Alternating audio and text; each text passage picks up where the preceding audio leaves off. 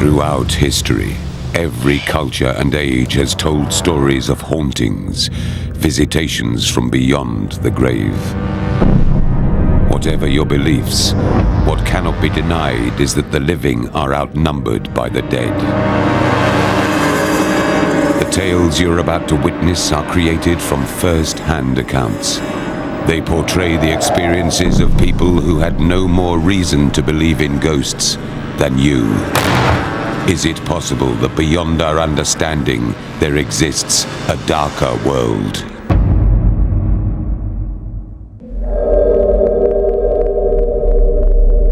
Hidden away in the desolate valleys of rural Wales is the Skirrid Inn. Situated on an old coaching road, for centuries the pub served lonely travellers. Although now a respectable public house, some believe it holds echoes of a sinister past.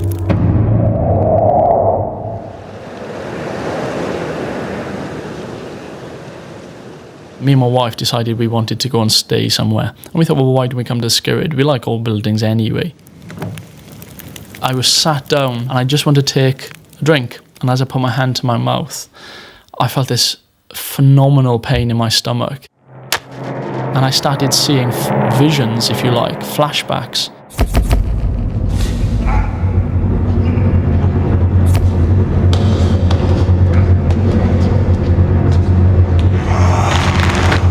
I was actually hanging.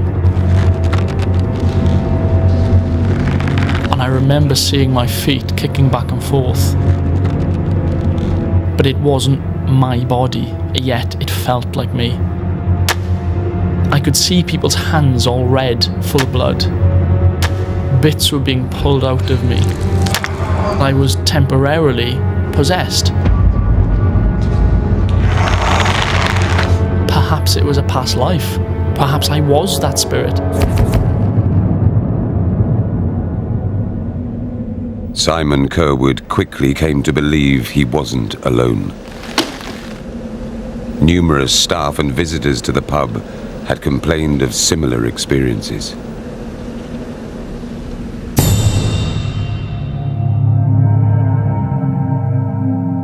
It was around 2 or 3 o'clock in the afternoon and I was laying some cutlery.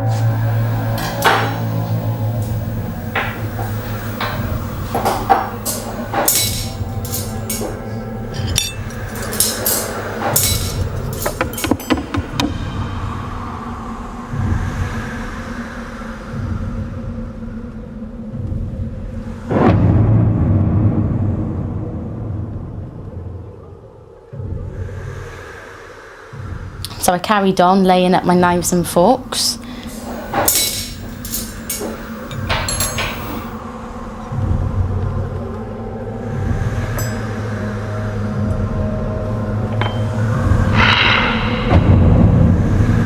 It was almost like a lion's roar in my ear.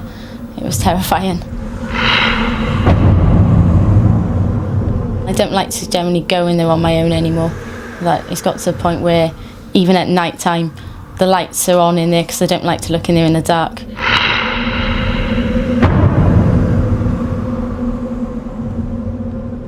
So in the pub, sat downstairs by the main fireplace. We were all sat around laughing, joking, talking.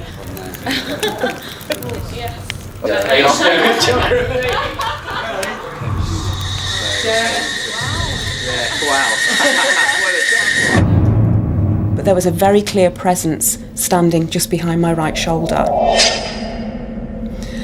I felt very clearly that this was a woman, and I actually heard her say her name. The name that she said to me was Fanny. Very unnerved, very scared. Women were now coming forward on a regular basis, with tales of a frightening female presence.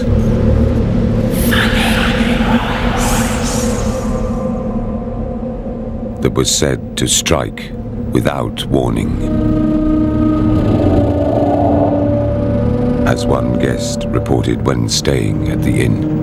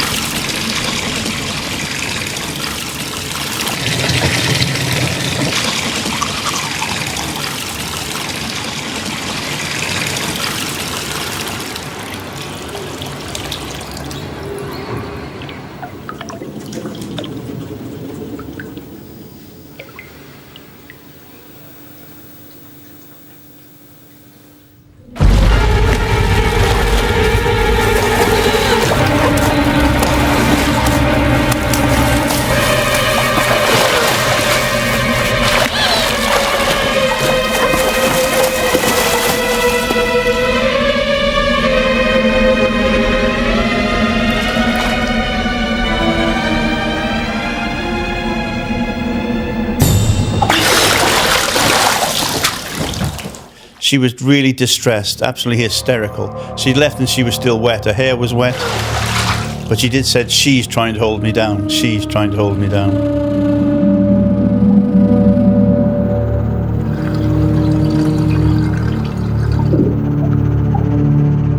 We were quite concerned and I wanted some answers.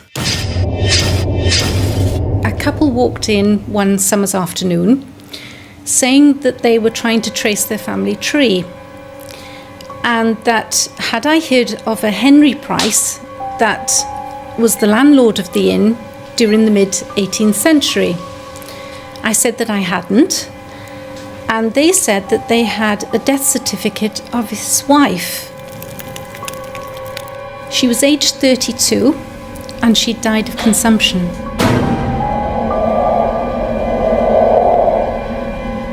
Her name was Fanny.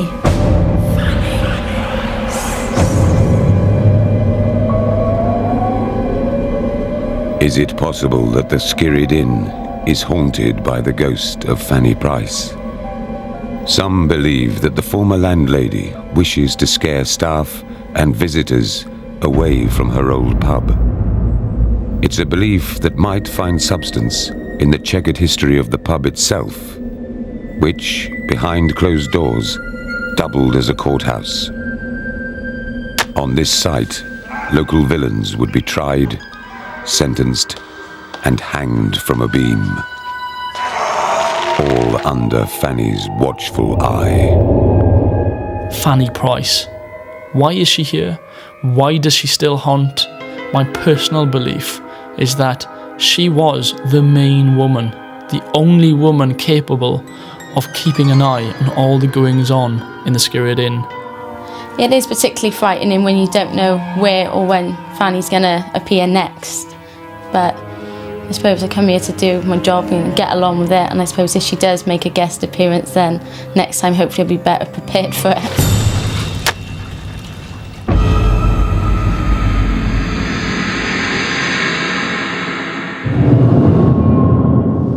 Deep in the bleak hills of Snowdonia sits Maes Artrow Heritage Museum, a graveyard of decaying wartime relics, derelict bungalows and underground bunkers. This was once part of a busy airbase for Allied pilots during the Second World War. The rotting military paraphernalia is a unique insight into past lives. But for some, it has assumed a far more chilling resonance.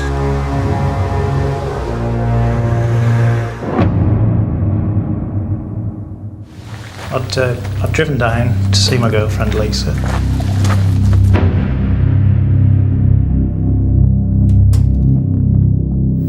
Me and Lisa went to bed in the small bedroom in the bungalow.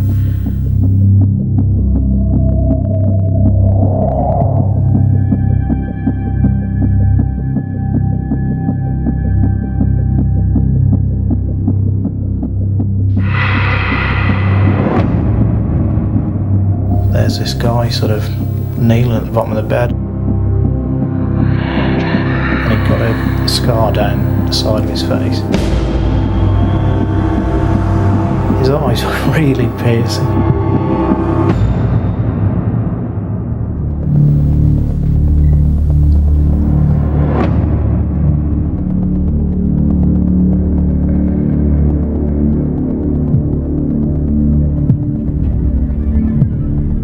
Sleep with the light on now. Could the remains of Maes Artrow Air Base harbour a dark secret? If so, one building seemed to hold the darkest secret of all. It's a place of doom. The feeling of being watched all the time. Somewhere in the building, the floor is stained with blood. I worked here for 3 years, and I used to work in the restaurant, which is down the bottom of the site. Sometimes we'd help about on site, the odd jobs that I need doing, painting, anything, any maintenance work. 19-year-old Carowyn Roberts entered Maes Artrow's derelict decontamination chamber out of misguided curiosity. People have been in there, they've been sick, people have been pushed. They've always felt claustrophobic in there.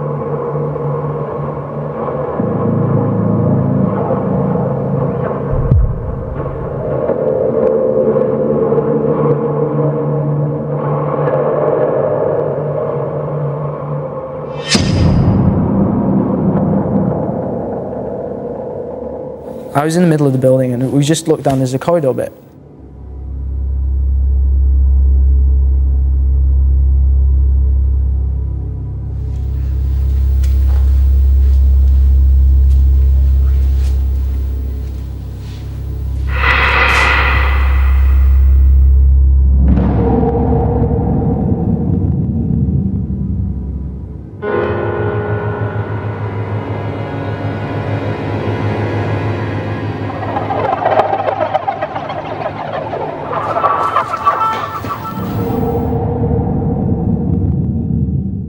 It was as if I wasn't meant to be in the building. It was trying to tell me to get out. I felt sick. More than anything, it was fear. But Carowyn Roberts wasn't the only one to say he'd experienced a chilling encounter in the decontamination chamber. I'm a designer and a photographer for a living. But obviously as a photographer you get to go to lots of different interesting places. So I was just having a general wander around.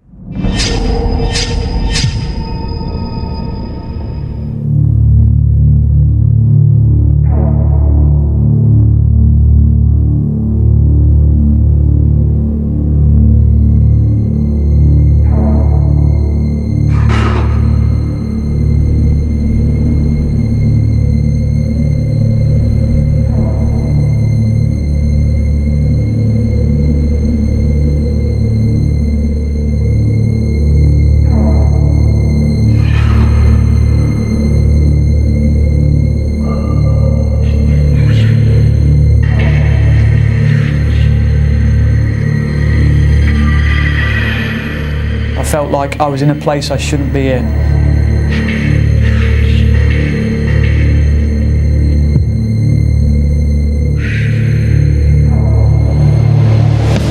I basically ran out of the building. I was running.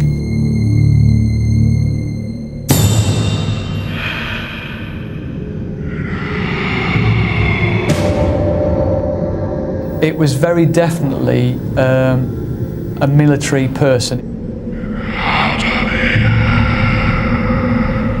He was coming for me. If I wasn't to come out, something was going to happen to me. Could the history of the airbase throw any light on the frightening stories surrounding the decontamination chamber? Between 1939 and 1945, there were around 100 crashes at the base. Dozens of them fatal.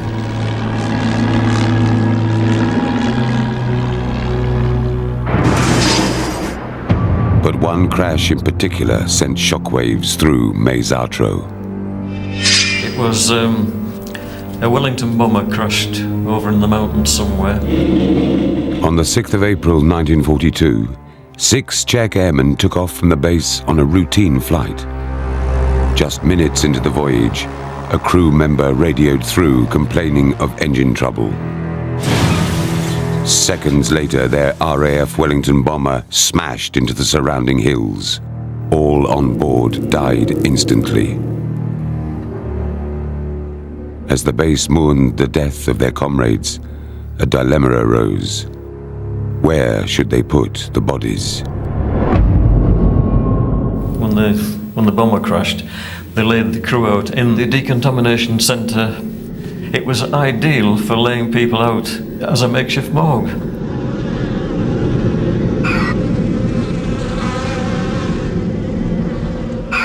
And he got a scar down the side of his face. I wasn't meant to be in the building. It was trying to tell me to get out. It was very definitely a military person. The The story is that you could see the marks of their arms and legs where they'd bled onto the concrete of the mortuary floor.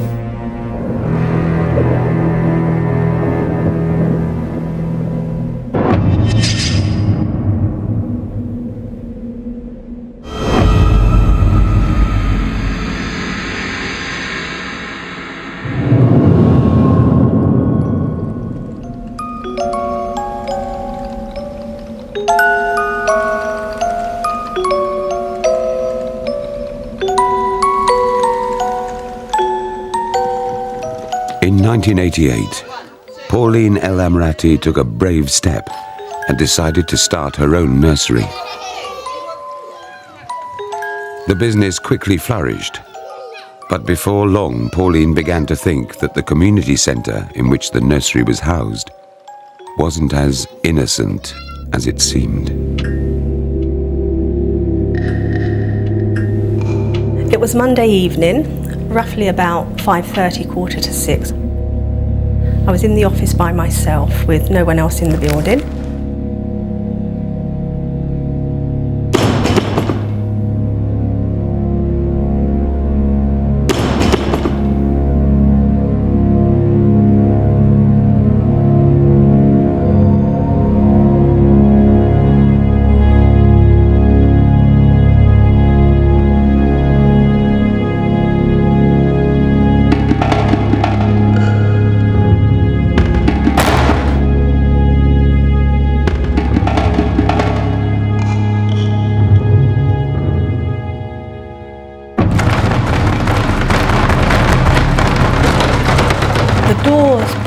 Was like someone was standing the other side, just trying to get out. You can actually see through, and you could actually see there's no one in there. And it frightened the hell out of me.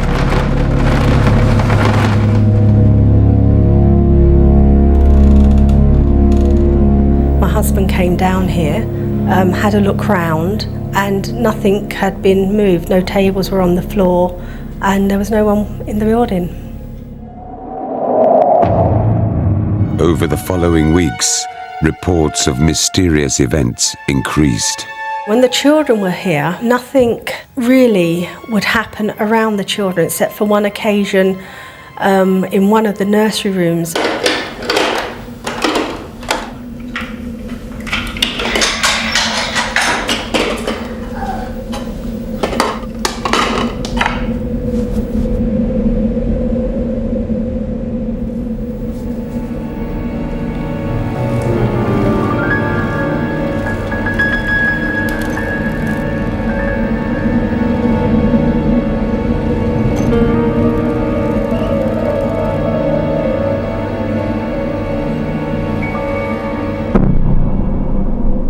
All the incidents that were happening, and with now this, what we felt was quite a big incident that had happened, we were starting now to sort of get worried. And from there, the police started coming in. There was a crash, like it was out there, and I know where it was. With over 30 years' experience as a community police officer, PC Paul Duran had heard many stories.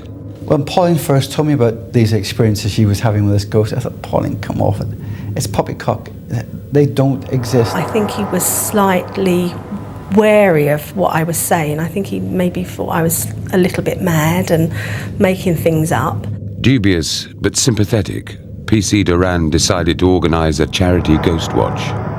And we'll do it for a bit of a laugh, and we'll have get a TV and a video for the kids.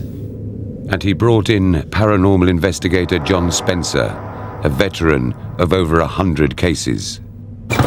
With the building meticulously secured, Paul Duran positioned himself in the upstairs hall, whilst John Spencer ventured down to the basement.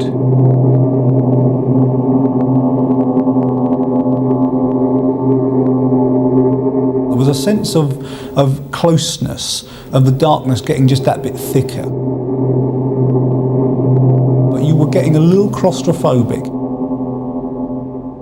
The room I was in was the main canteen area.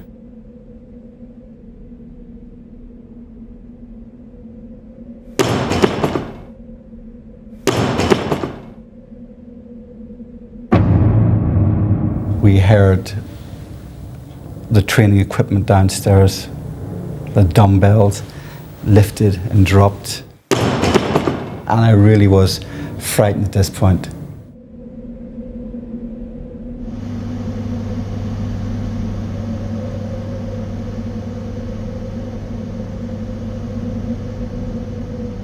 It was certainly eerie. You actually start to get a bit uncomfortable in your own skin.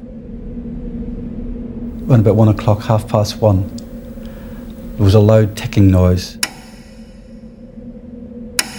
The ticking started to move around the room.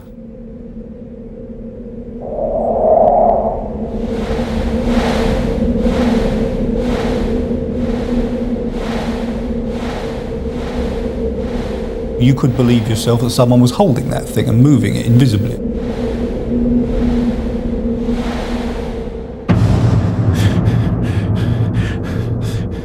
You weren't quite sure what was going to happen next.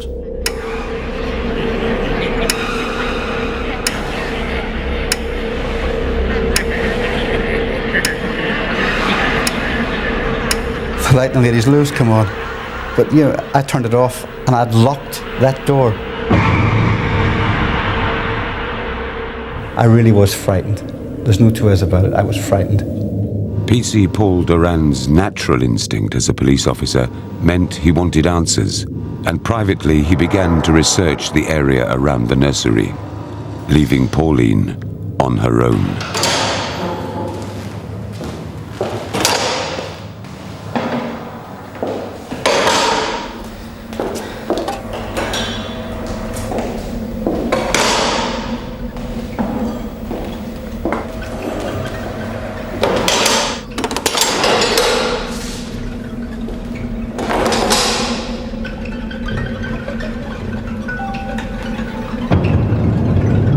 Sort of focused on it, but you couldn't see past it. It was just pure black.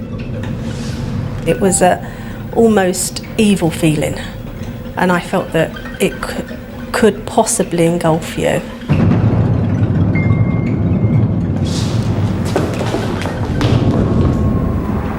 I just knew it was just pure evil. Pauline's fears provoked her to take drastic action. We decided to do a Ouija board. We asked a question, is anyone there? It said yes.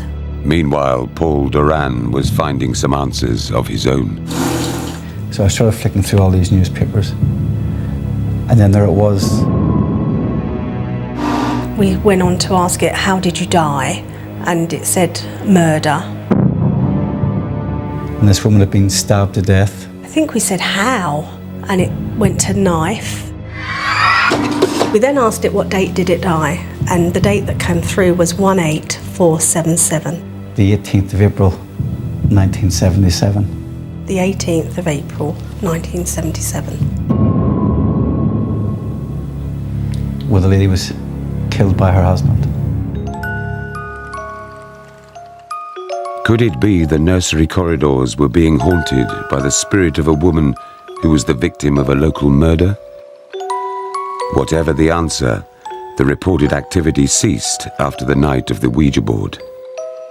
For 10 years, the nursery has been a happy place. But those experiences will never be forgotten. I can still feel the fear. I can still taste the fear.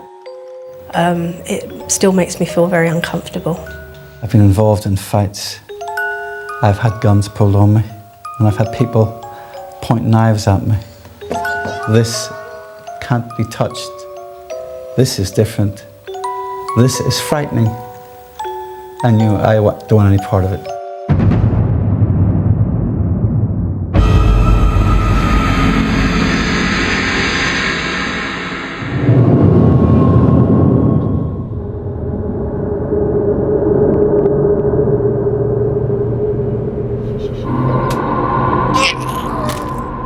The walkers didn't believe in ghosts. So why did they flee their first home, vowing never to return?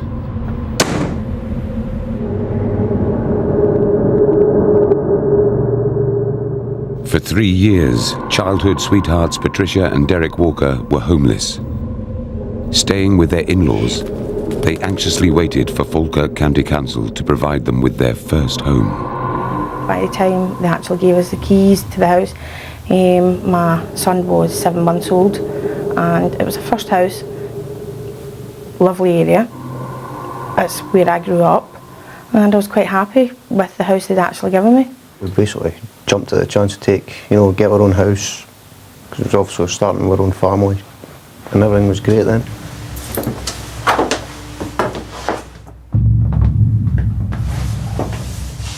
I just knew it was an eerie feeling, as if someone was watching you.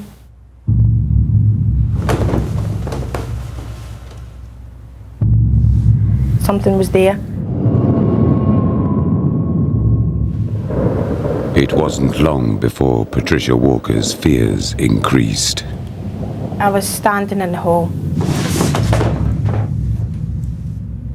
and I was fixing my hair. I was just getting ready to go out.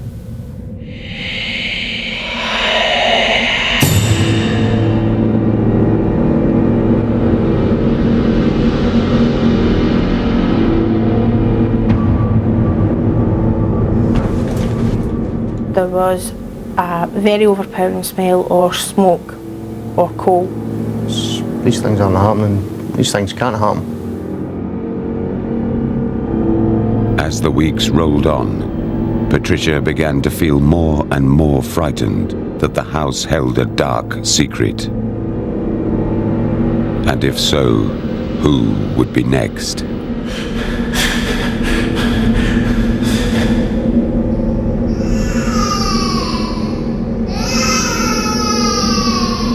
We would go into the room and check on him, and he'd be fine.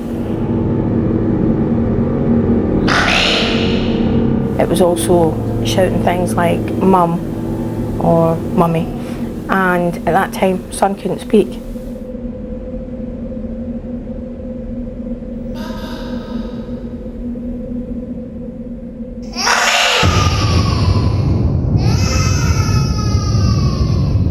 I knew that my son were seeing and experiencing things that I had no control over.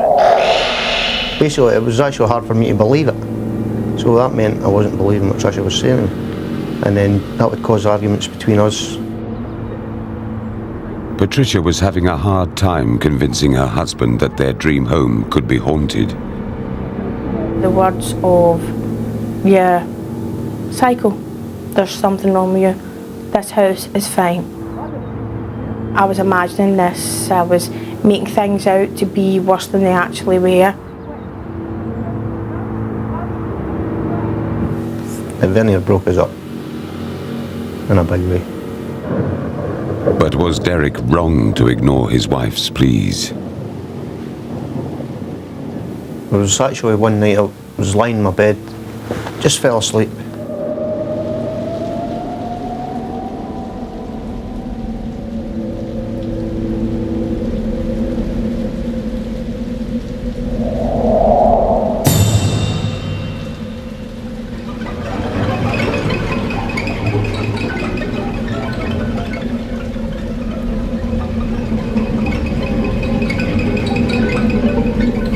Very frightening, very, very frightening. You feel as if you're actually being held down.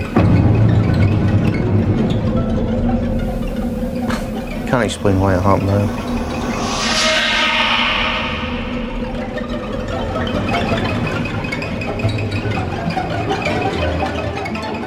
Not believing Patricia and then seeing something like that actually made me feel like an idiot. I just felt totally devastated. I thought it takes you having something done in front of your face before you actually believe me. Helpless. I felt helpless about everything that had happened. From that day, she basically got my full support. Although Derek was now on Patricia's side, their disturbing experiences were taking their toll. She was actually a nervous wreck. My mind was going through so many things. someone or something deliberately targeting me and my son.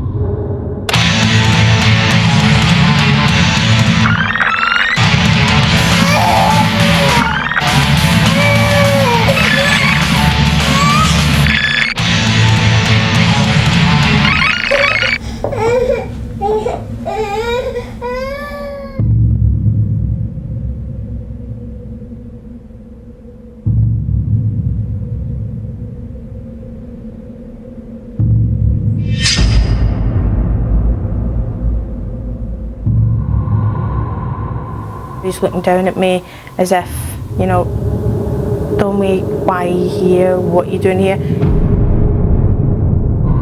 Although your instincts are get up, get out, I physically couldn't move. The fear had literally frozen me. The actual smoke smell came when it was deliberately targeting me out.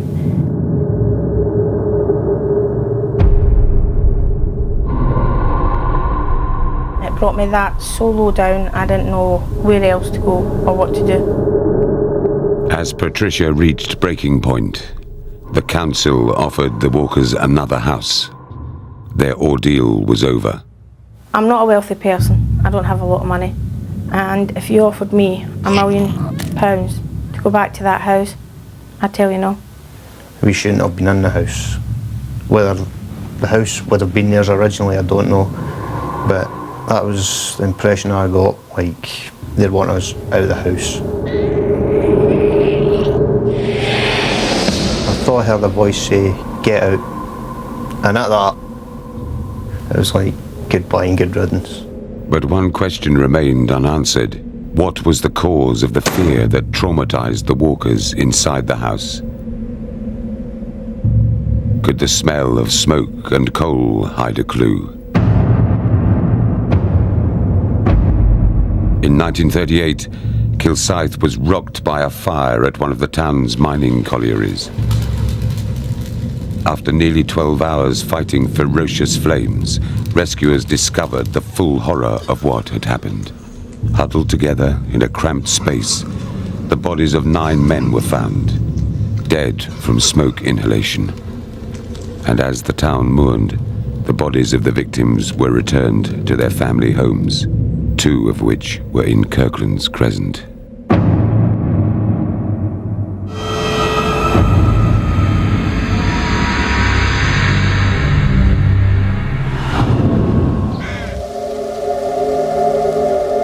The early hours of a summer night, 1999. Deep in the Sussex countryside stands Mitchelham Priory. Once the dwelling place of an order of monks, on a site that is over 700 years old.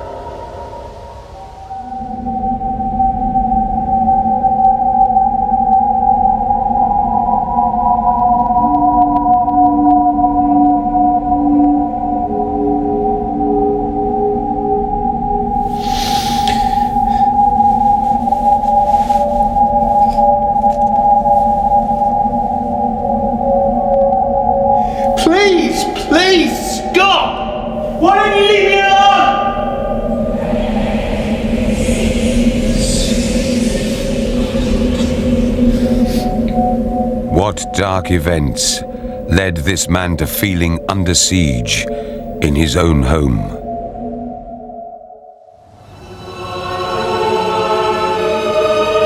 Only 2 weeks earlier, Chris Tuckett had first taken residence at Mitchelham Priory in his new role as property manager. For me, it was a big break. I've been on building sites for some years before I came here. It was an opportunity for me to get a career, a sustainable career, and I was really excited at the prospect of working in such a place as this. You're pretty much in awe of your surroundings. You literally walk through the gatehouse and you see it, and the majestic side of it is just fantastic. The views, the gardens. It just looked like an idealistic place to be, really.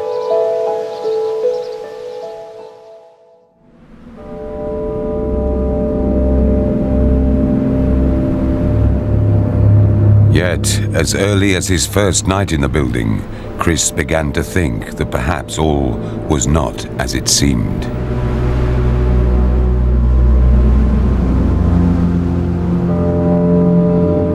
As the only resident in the Priory, he had to set a complex system of security alarms as he locked up for the night.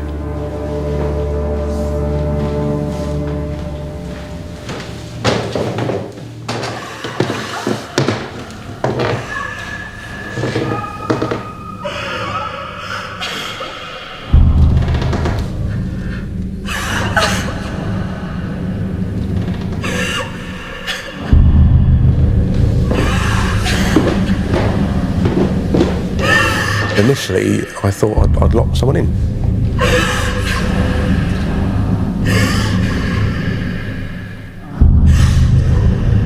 If a door opens, I know if anyone comes in the house. Once that alarm's been set, then I know anyone coming in.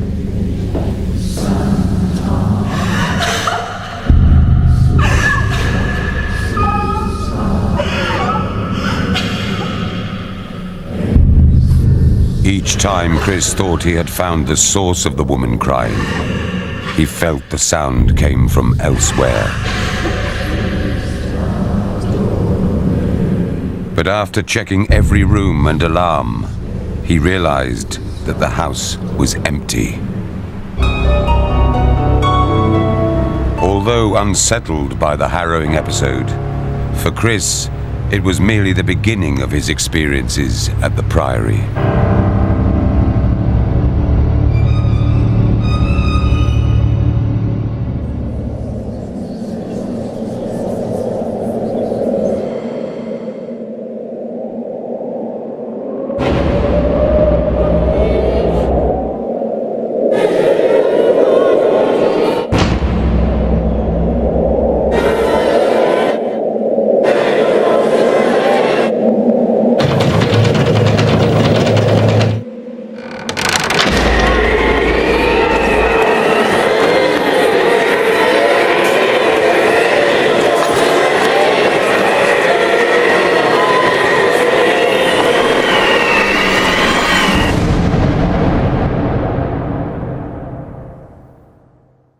As quickly as it came, it went, and it's not like it just stopped. It physically, you could hear it coming. It came into the room and it was gone again. Chris was not the only person to believe that there were strange happenings at Mitchelham. His predecessor also felt he had been targeted by unseen forces. Outside, it was a beautiful evening.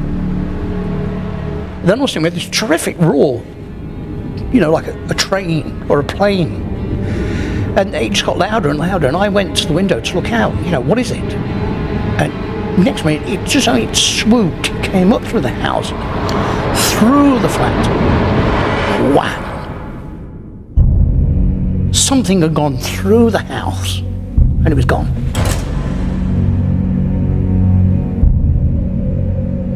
The house has always been in command. We've got hundreds of years of history, of day-to-day living in this place, like we've got today. Nobody can tell me that there's not a presence at Mitchelham Priory, because there is. Fred came to believe that whatever resides in the Priory could strike out at anyone trying to settle there. It's their way of saying, we're here. And if things happen in their house, they react by, they don't like it.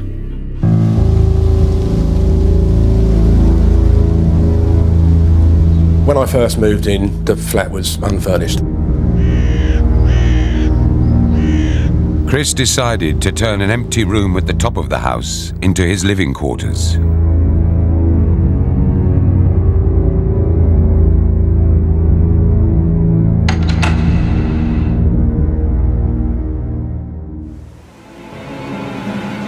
It was then that he felt that a presence was finally trying to drive him out.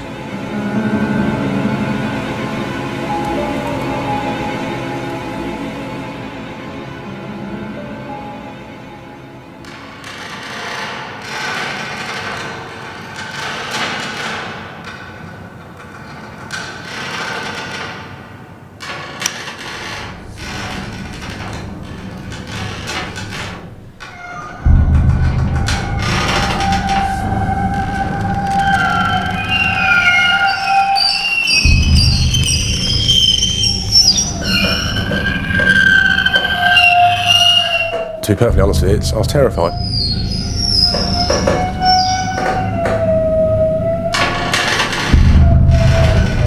Once you've established that you are actually awake and this is really happening, very, very quickly your mind is overwhelmed by fear.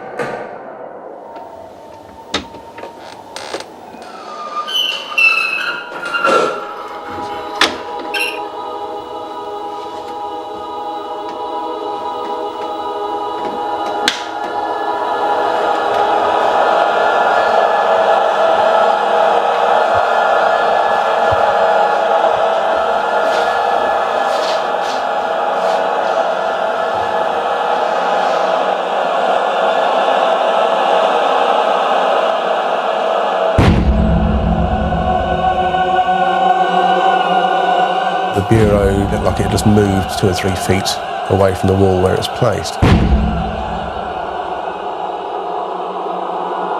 I still can't believe I found myself in that situation. It was pure hell.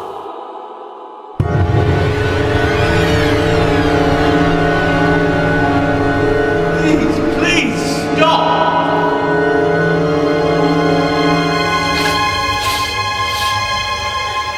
Why didn't you leave me alone?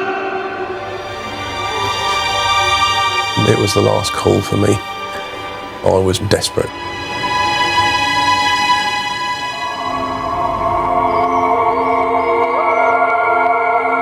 It did wear me down. The only way I could deal with it, and the way I did deal with it in the end, was to sit at the bottom of the stairs of the main house, and I found myself talking to a property, trying to make whoever it is here not feel threatened. But I wasn't going to change anything dramatically or drastically, and actually I was here to try and maintain and look after the place rather than being a threat. If that particular evening hadn't taken place, I'm sure I wouldn't be here now. Since that night, Chris has come to terms with life at the Priory, but he remains forever on his guard. It's a situation where I don't really want to know the ins and outs of whys and the wherefores. I'm here for a blink in time, and I'm just irrelevant in a scale of things, really, and I am here just for a blink. After all, it's their house, and I'm just a guest.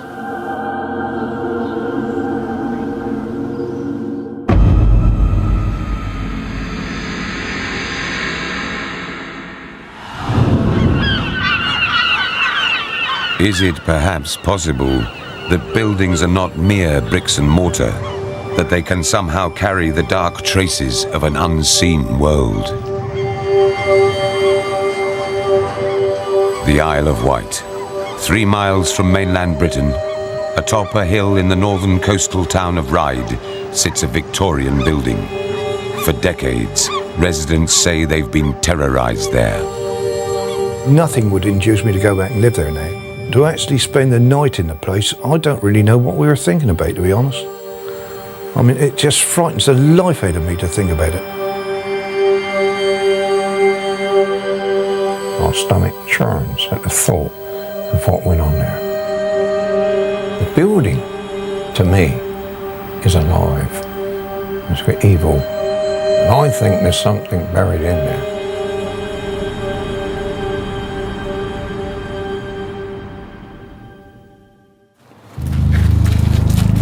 John and Margaret Oakley moved in to the top floor flat of the converted Victorian house, and at first, nothing suggested the events that would unfold. It was a gradual thing, to be quite honest. It wasn't really until some major situations occurred that I came to realise there was something not quite right. There's something outside yourself that seemed to be there. Something in the darkness. that you can't see and you don't know what it is.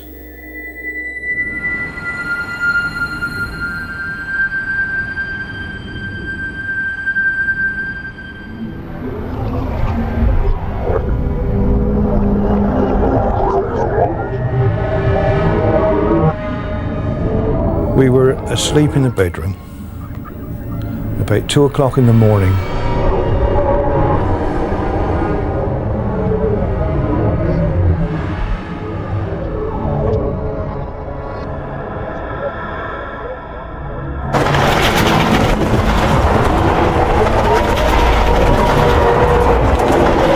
It was an attack, trying to envelop me. It was oppressive. I was paralysed with fear. I was frightened to put my hand into the bed to put the light on, for wondering what I was going to see.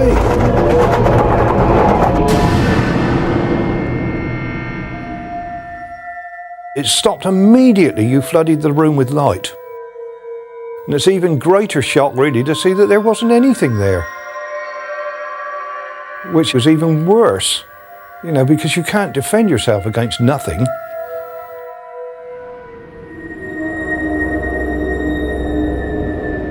After that, I searched that flat. I looked up the chimney, I looked behind everything, and I even went up in the roof, and I couldn't see a thing. I don't want to go down that road where those wings came from. That was from a very dark place indeed. I knew after that the force in that building was evil. The whole atmosphere of the place was so bad I didn't want to stay. Days later, the Oakleys fled the flat. Sometime afterwards, Dean and Georgina Rogers became tenants. I don't know what they were. I don't pretend to know what ghosts are, but they were present in that building. And Georgina believes one, a female presence, began to focus on a particular member of the Rogers family. Everything I did with my son in the flat was being watched by her. It felt like she was present behind me every time I bathed him, every time I dressed him, every time I changed his nappy, every time I fed him. When she entered the room, as soon as she entered the room, whether she opened the door to enter or whether she came through the wall, you would know straight away that she was there. Her presence was better felt than the presence of a living person in the room. When Connor would wake in the night and cry, me and Dean would wait, because sometimes she would go to him and shush him back to sleep, and we would actually hear her over the cot. Shh.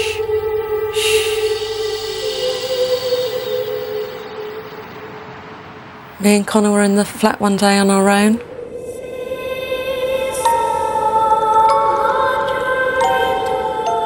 And he was playing up. And I lost my temper with him and shouted. Something that she regrets.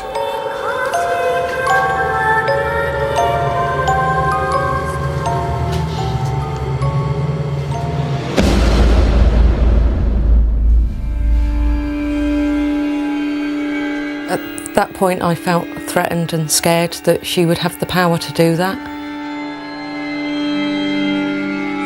Nevertheless, Georgina felt something far worse lay elsewhere in the house. It seemed that the further you went down in the building, the more evil it felt. Ed Payne and his wife were the occupants of the ground floor flat. We felt that we were being looked at, not just on the outside, but inside. And it was a terrible, terrible feeling that someone was scrutinising you all the time, and you couldn't see it. And it was a real deep oppressiveness.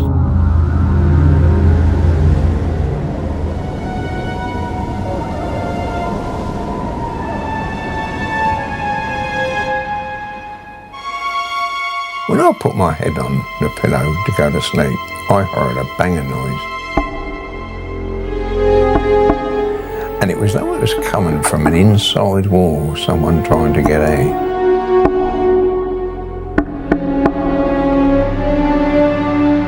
A couple of nights later, put our head down to go to sleep, and all of a sudden I heard a baby crying.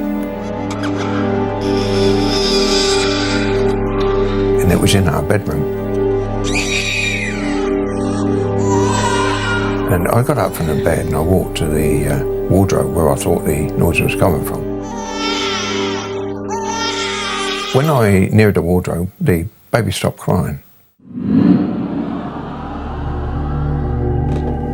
I had to open the wardrobe because I just had to find out.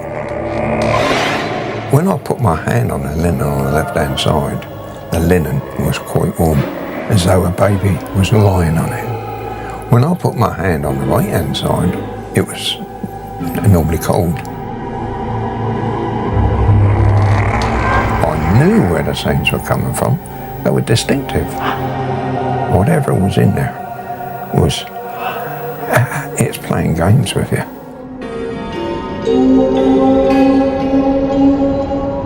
But if something was playing games with him, the games were about to become more terrifying. I went up to the hallway.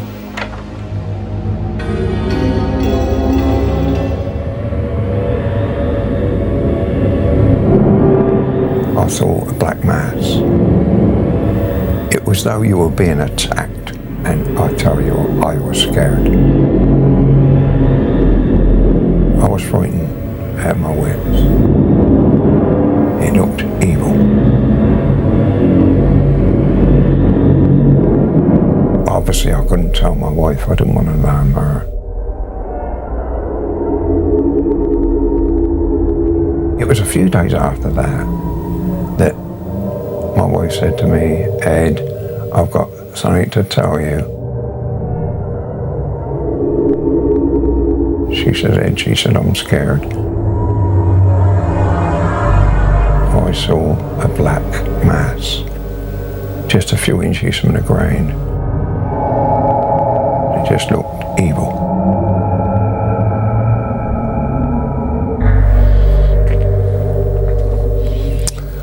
I can't go on.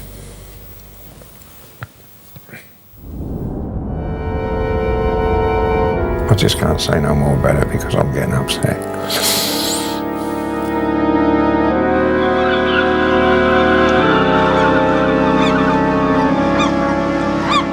Ed's wife died 4 years later.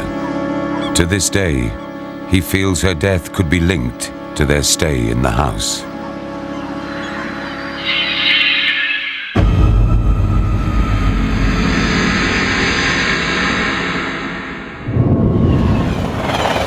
Stretching over 20,000 miles, through cityscapes and countryside to some of the most deserted and dark corners of the country, are Britain's railways.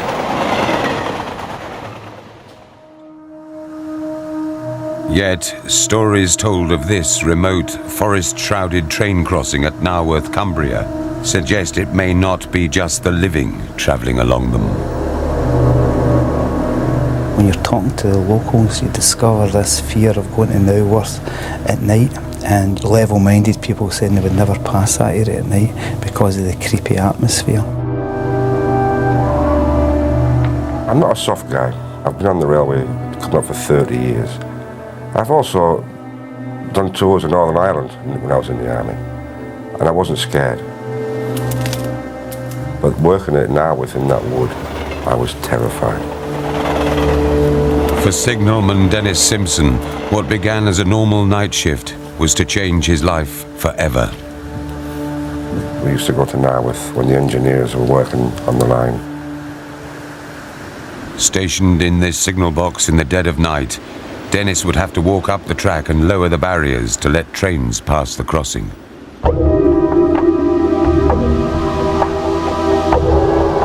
It's like a place in the middle of nowhere. Trees hanging over, wind blowing, and it is very, very, very weary place to go to. There's no lights on, nothing. The telephone rang. I answered it, and the signalman at Lower Ross said, "There's a train coming. It's just left me now."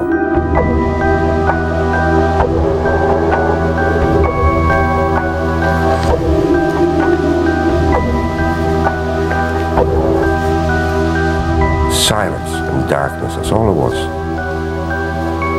And all of a sudden, just halfway up the track to the crossing,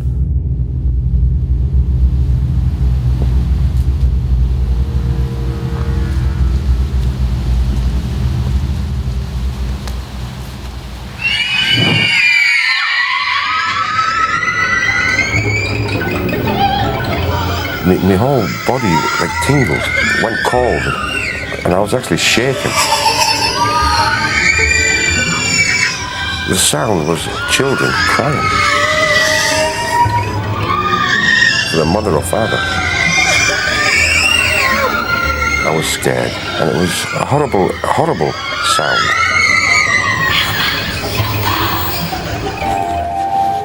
That's when I ran to the crossing to lower the barriers.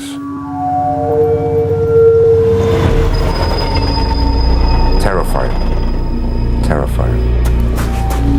I actually ran back to the signal box and locked the door. And I had to sit there in that box, and I was hoping there'd be no more trains to save us going back out. Dennis refused to work the crossing again. But he would not be alone in believing that the woods held a dark secret. One night, signalman Colin Metcalf headed to Narworth. I'd heard of rumours of Narworth being spooky and eerie, and I took it just to be as nonsense until the night I actually drove down. Rather than wait in the signal box surrounded by forest, Colin parked his car at the crossing, waiting for the trains to come.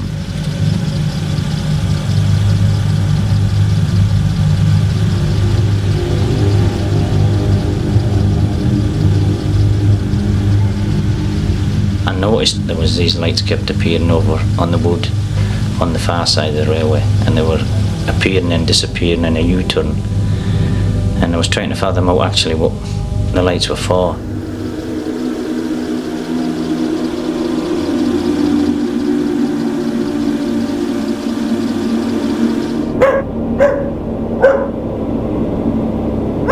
I was wondering why it all of a sudden started barking.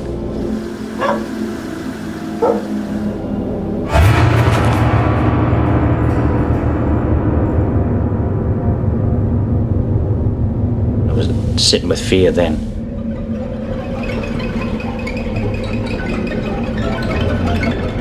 But then the figure spoke.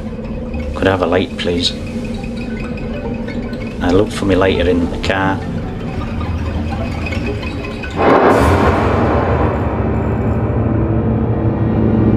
There was no figure there at all, it had disappeared. I was absolutely petrified. Had no time to walk away from the car, walk to the woods, or walk in front of the car. No way. I know what I seen. There was a figure there, and then there wasn't a figure there. After alerting headquarters, Colin raced from Narworth.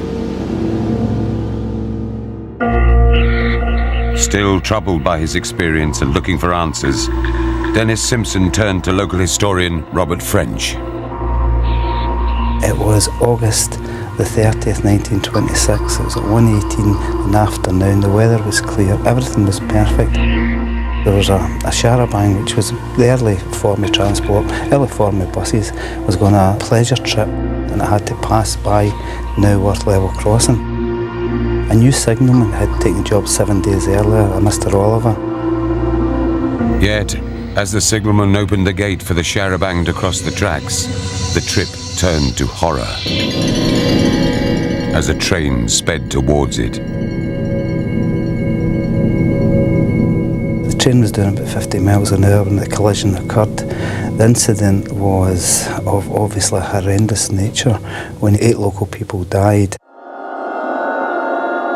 Of the 8 killed, 4 members of the same family were among the dead. A Mrs. Campbell, her sister-in-law, and her 2 children. And one final chilling detail would offer no peace to Colin Metcalfe and Dennis Simpson. This is the wood where they laid the bodies, just down there. And it still haunts me till this day. I wouldn't like to go back again anyways. And I didn't go back from that night anyways. I totally refused to go back. I know there were 2 children crying and they were ghosts.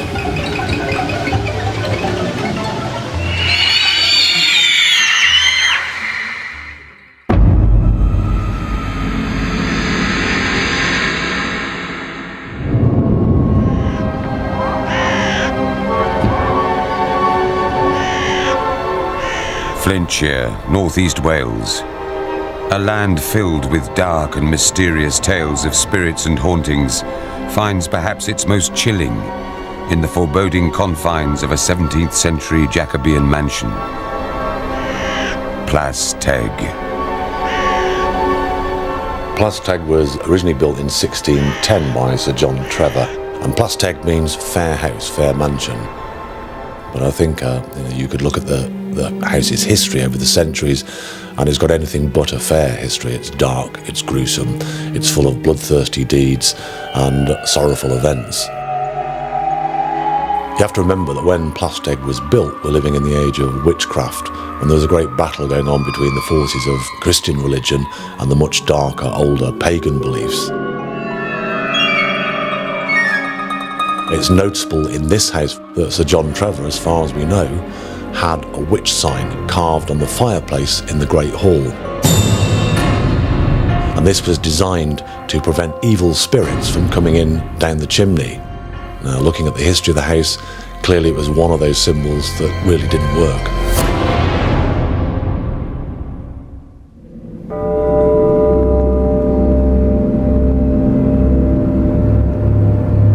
Yet, for one man, unaware of the house's history, the offer of lodging in Plas Teg with the mansion owner, while he did some work there, was one he found too tempting to resist. Our family business at the time was accountancy, and we handled the books for Plas Teg. Within a couple of days of moving in, I just woke up in the middle of the night.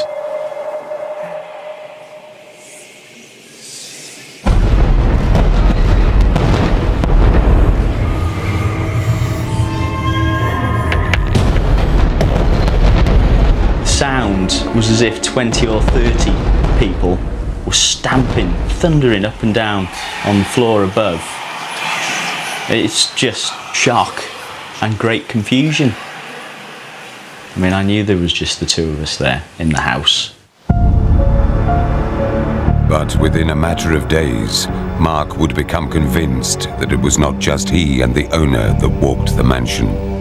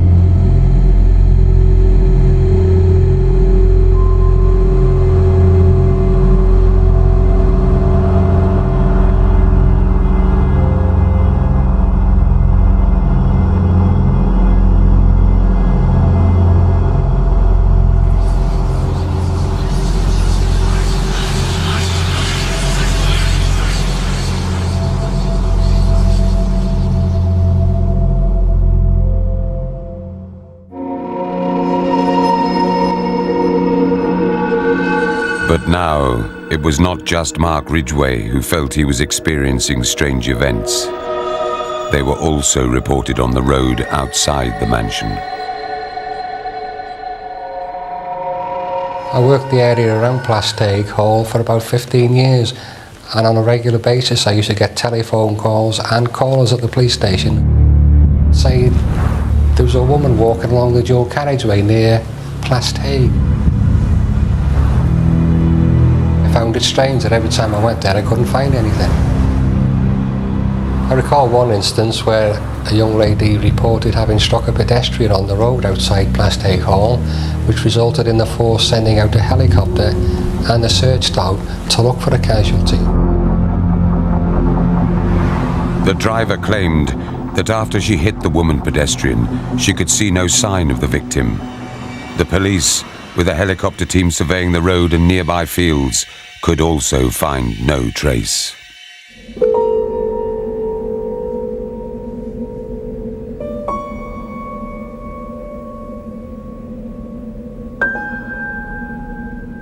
Mark Ridgway was facing his last night in Plasteg.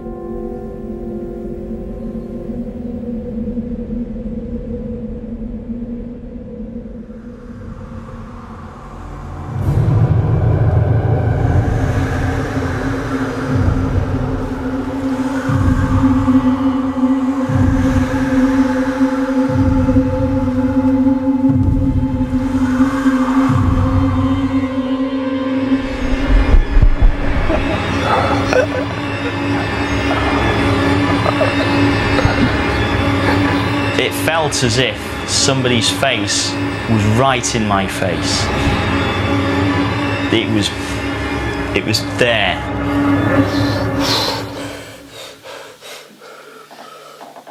Mark left the mansion, never to return. But there were still reports of strange happenings on the road outside Plasteg. A number of cars had crashed coming off the dual carriageway, with no other vehicles involved. It was about 10:30. I was on my way to Wrexham to meet a friend, and as I was driving,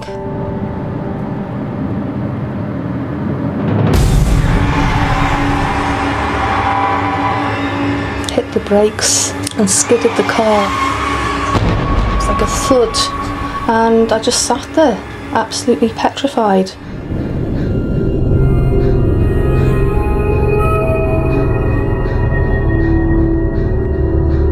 Half of me wanted to get out and look, but the other half of me, I just remember having my hands on the steering wheel and my knuckles were white. It's just an awful feeling to think that you've killed somebody.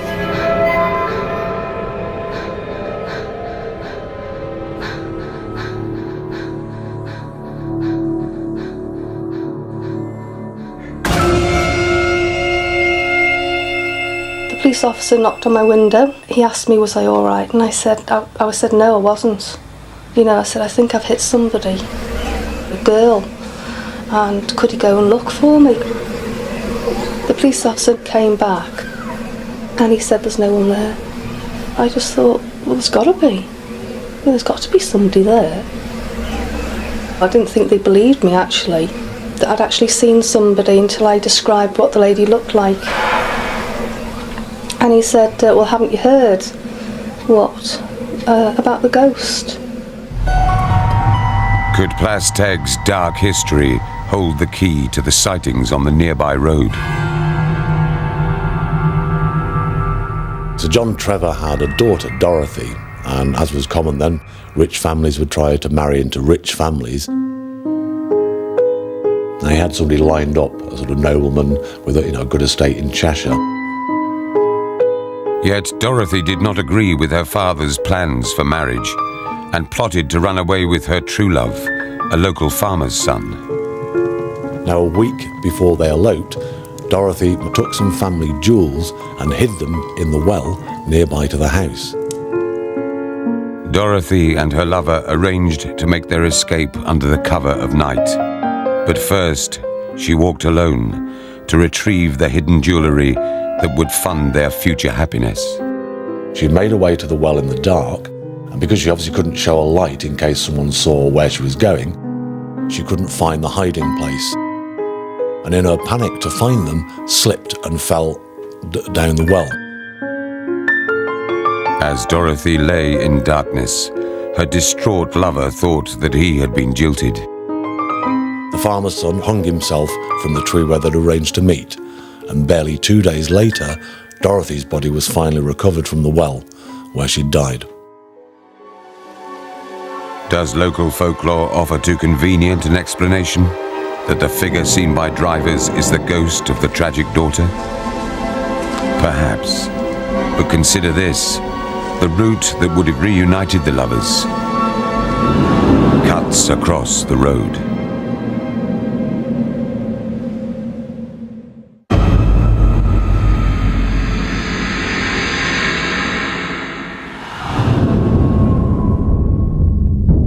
Mid-19th century Britain, Swindon Railway Works, where thousands of men would risk their lives in brutal and dangerous conditions, toiling to build transport for a new age.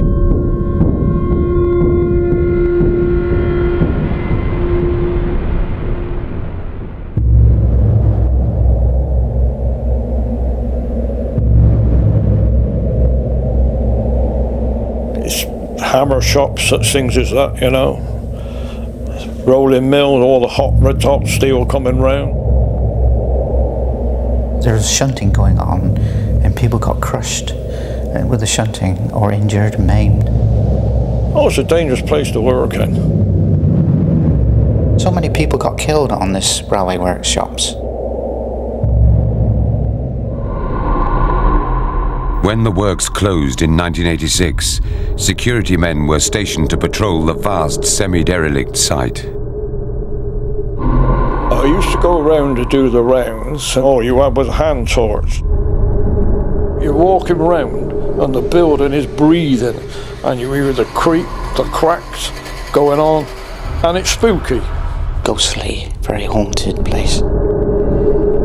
There was one place I used to hate going in, and that was Nine Shop. I always thought there was something there.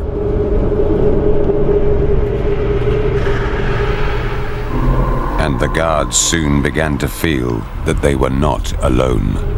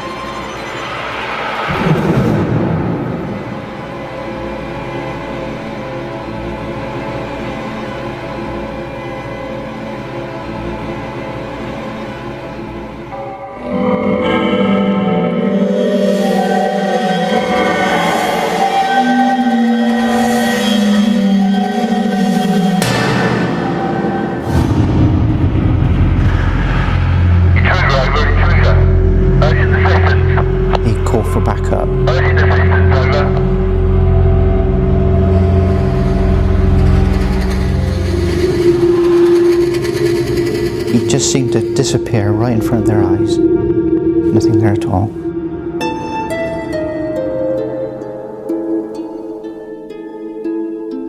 They more or less broke down in fear. After the apparent disappearance of the figure, many guards were too fearful to work the site. We had blokes come on the job and we took them round and showed them what to do, but as soon as they had to go on their own, that was it, they come off the job. They just said, well, we don't like that, it's too frightening. One bloke I always remember, he went out for an hour and he come back, he said, that's it, he went home and finished. He just couldn't stand it, he was frightened. But one night watchman who remained believes he came face to face with the figure they say haunts the works.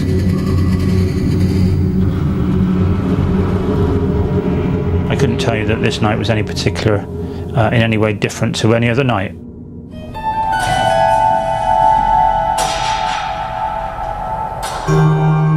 until until it kind of all happened. Well, I was coming towards the end of that patrol.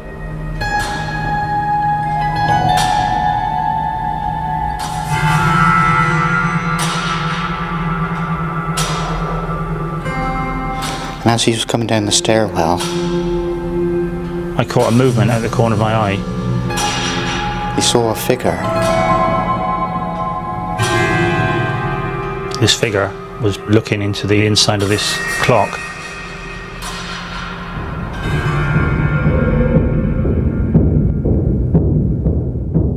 And he challenged him. And as he did so,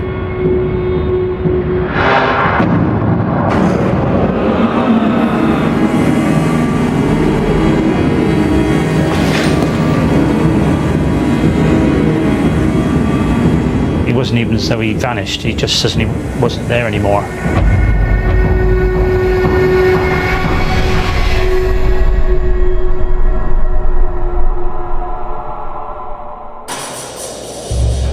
Is it possible the figure could have been a ghostly echo of the railway works past? It is certain that the clock was one that Great Western Railway trains set their timetable to. And over the years it would have been the duty of various workers to make sure the clocks were in working order. The way Steve described him, it was a man that used to look out of these two big master timepieces we had in the works. There's no other explanation. Nobody could have got in there because the doors were locked both sides.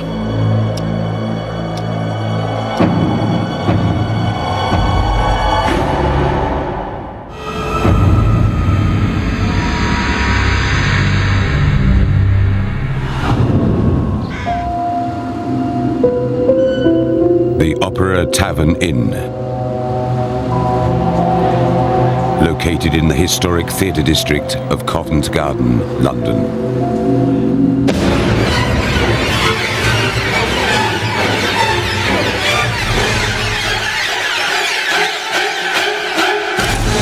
When I first started here, the customers said the place is haunted, but I thought, yeah, just like every other pub I've ever heard of or ever worked in, but I'd never seen anything before and didn't really believe in anything either.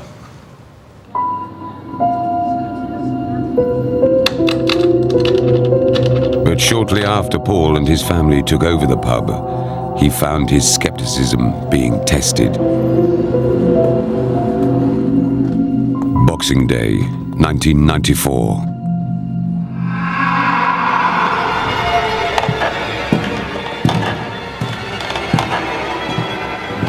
Swear there.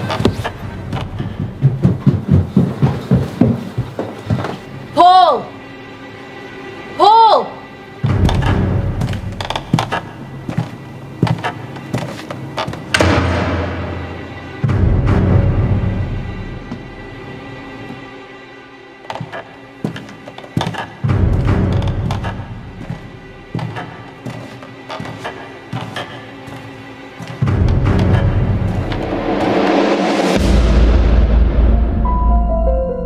I checked every corner of the house, every room, windows, doors, everything.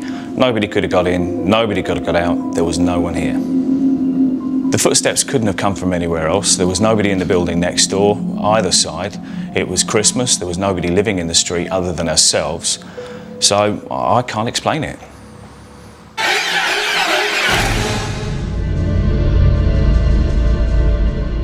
When Paul and Claire moved into the traditional surroundings of the Opera Tavern, they were hoping for a quiet life for themselves and their children. It was a typical night, and we'd put the kids to bed and we'd come downstairs into the living room, and they were sleeping peacefully and we were just watching TV.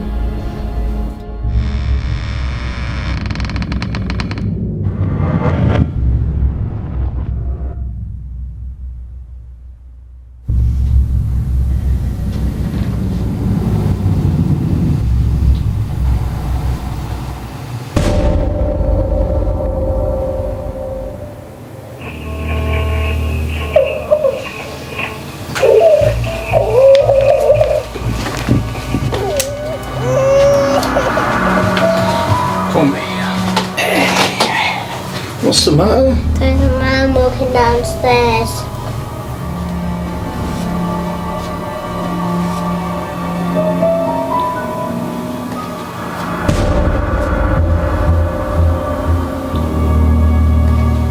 The kids definitely saw something. They were saying they saw a man walking down the stairs, a man who'd been talking to them in the bedroom and had woken them up.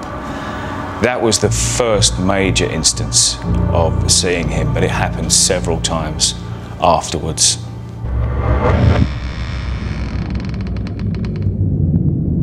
Come on now, go back to sleep, it's okay. Everything's going to be alright. Well, seeing my children upset like that by something which is completely out of your hands is absolutely petrifying, because there's nothing you can do about it. You just have to comfort them as much as you can, and it was really scary. And they were so young and so innocent. It was unfair that they had to be so frightened by something like that. And as the months passed, the family began to feel as if they were being stalked by an entity.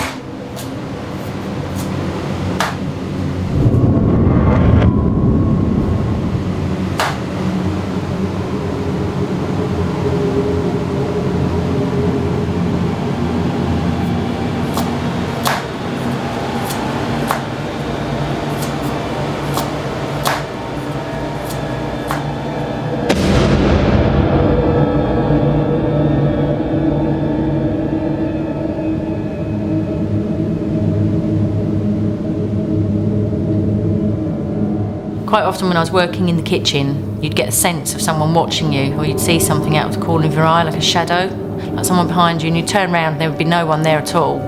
It was really scary if you were upstairs on your own. Over the years, most of the people who've worked in the kitchen have had the feeling of being watched or being touched on the back, or certainly have seen the glimpse of a head coming around the door looking at them. But why would a spirit be terrorizing an innocent family?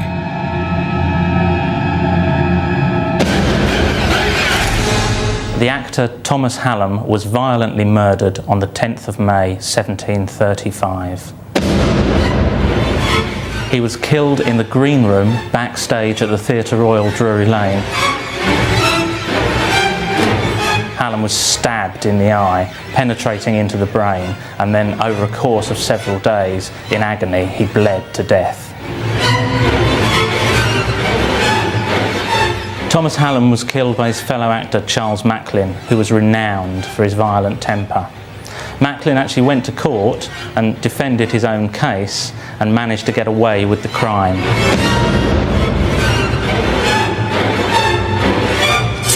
Could it perhaps be that a sense of injustice has propelled the restless soul of Thomas Hallam to return from the grave to seek revenge on his killer?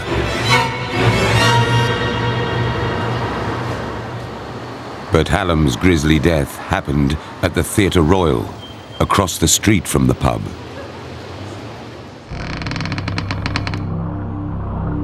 So why haunt the Opera Tavern?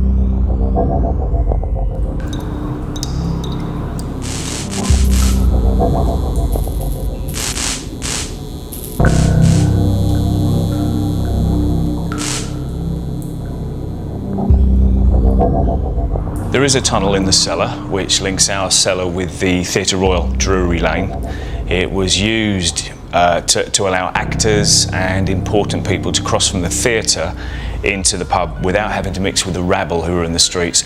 This was a very bad area in those days. It's around there that we feel and see most of the activity.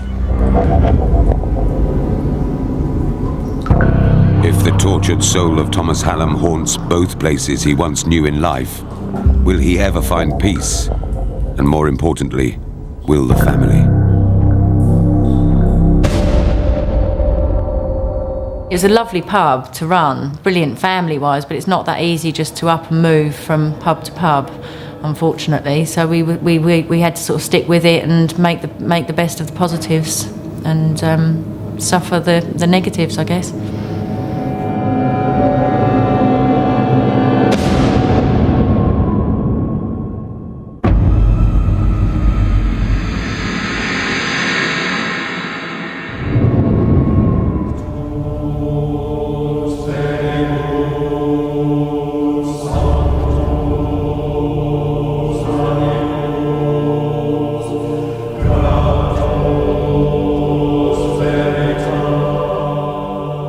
heart of Edinburgh City is Greyfriars Church and Cemetery. But what many visitors don't realise is that it hides one of Britain's most horrific sites of human cruelty.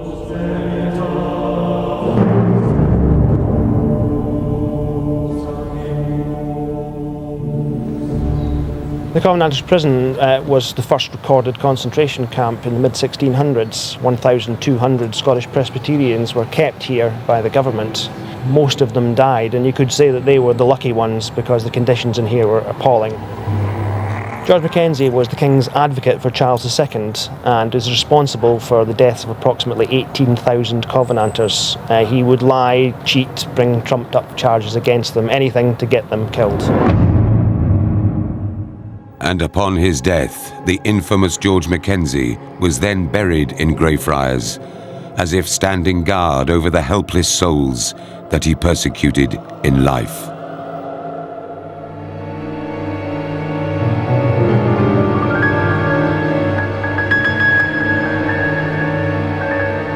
You would think that Greyfriars Cemetery would be the last place even a vagrant would wish to spend the night.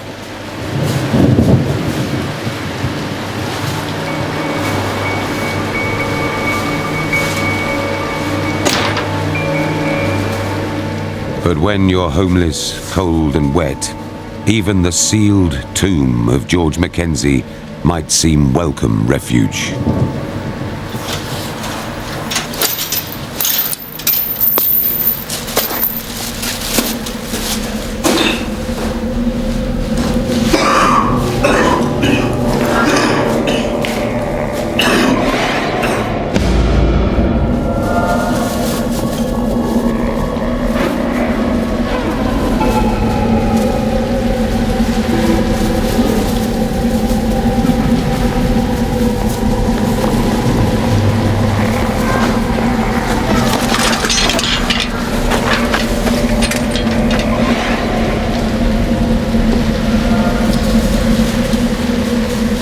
The tomb may have protected the vagrant from the elements, but did it expose him to something much more sinister? Was something now unleashed?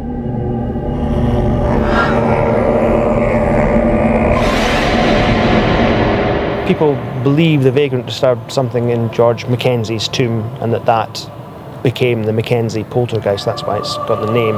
The attacks on people began 2 days after this guy broke into the tomb.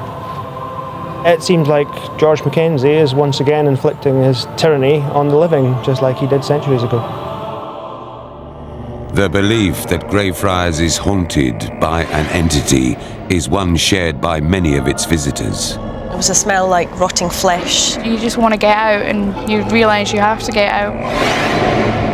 I blacked out, woke up in a different part of the graveyard. I would say there was a sense of evil. You get assaulted by something that you don't see, you don't feel. Absolutely no idea what happened to me.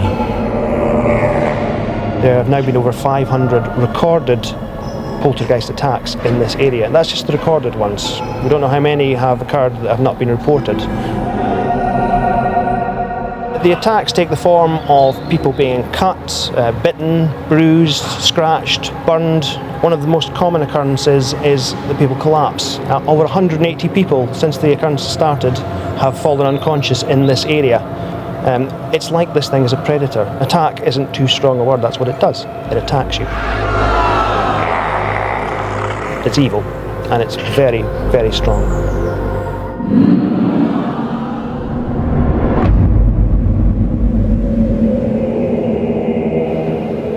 November 1999.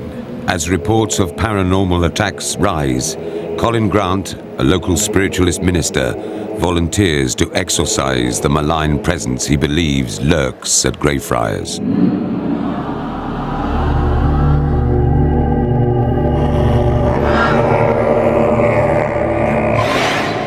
And on the scent of an exclusive, journalist Claire Gardner attends to witness events as they unfold.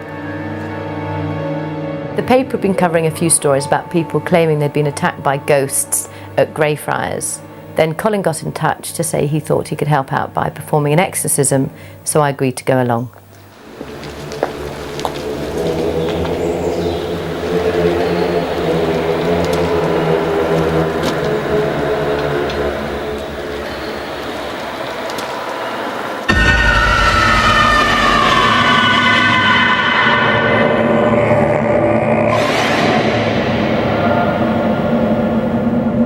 Colin went ahead and I hung back, but he turned round to me and said that he thought that the force of the spirits was too strong for him and he thought it could kill him.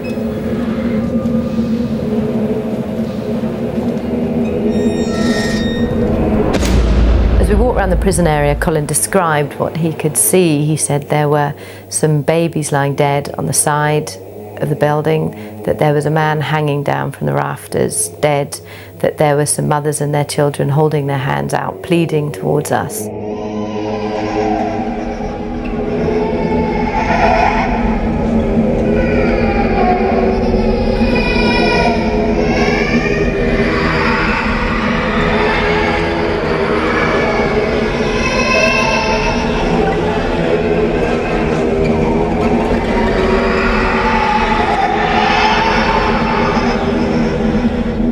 He said they were a tragic sea of souls.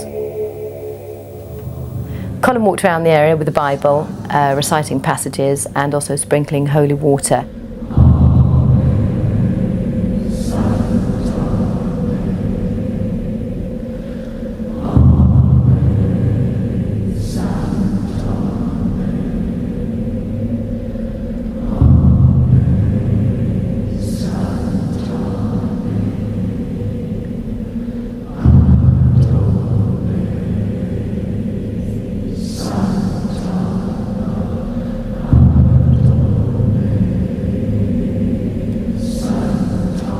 He said he wanted to try and release all the spirits, but in the end he couldn't because there were just too many. Once he'd performed the exorcism, he was absolutely exhausted and in the end was holding on to me for support.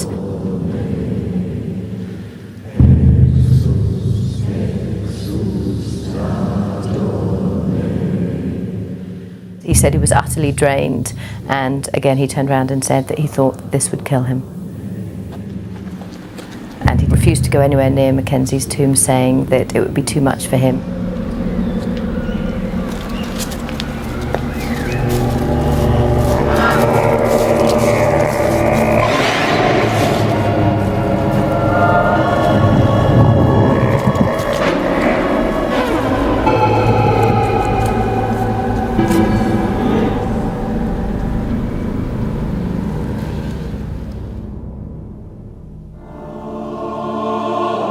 Was the exorcism at Greyfriars a battle between good and evil?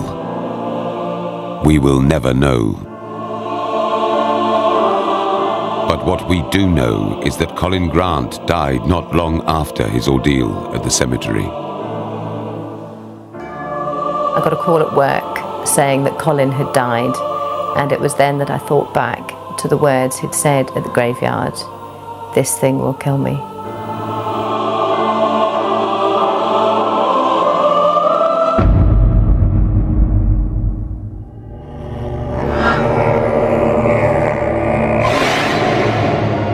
Reports of attacks at Greyfriars have escalated. Believers in the spirit of George Mackenzie are now more convinced that some dark force stalks the graveyard. I believe the Greyfriars Graveyard is like no other supernatural case I've ever heard of or read about or encountered. Put it this way, if the Mackenzie poltergeist isn't a real supernatural phenomenon, I don't believe there's any such thing.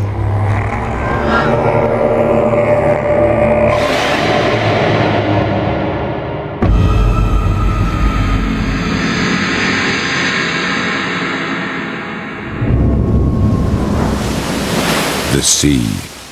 Its cold, dark depths have witnessed countless tragic deaths, now swallowed in time, never to return. But many a seafarer would tell a different tale. One such story would be that of the fishing trawler, the Pickering.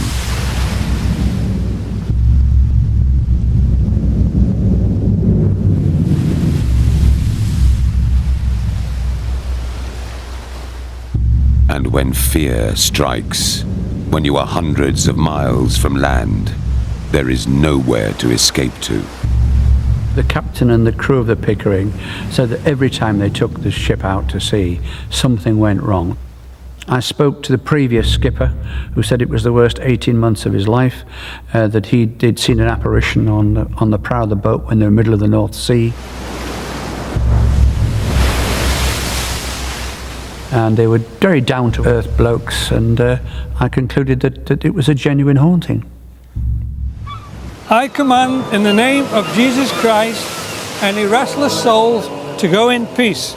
We went on board and we took the ship out into the bay so we wouldn't be being watched by lots of people. The Holy Spirit reigns supreme over all things.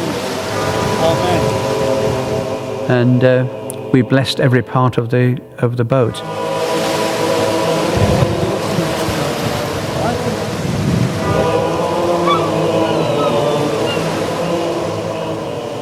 We researched the history of the boat and discovered that it had belonged to a family in Ireland. A father had bought the boat and used to run it with his 2 sons. And one day there was a bad event when the 2 sons were washed overboard. They managed to save one son, but the other son was completely lost. They never even found his body. This seemed to be the source of the problem, really, and we felt that the soul of the man who'd been washed overboard was still hanging around the boat, wanting prayer. But the next crew of the Pickering felt that even after the exorcism, a dark atmosphere lingered.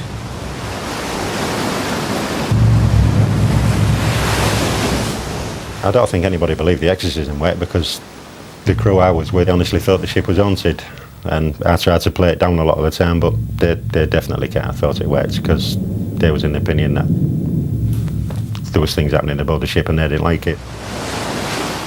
It was definitely haunted. It was the ghost, it was him, because it was his ship. It was his ship, and he just couldn't, obviously the man just couldn't accept it. Keep going while you get one. Right.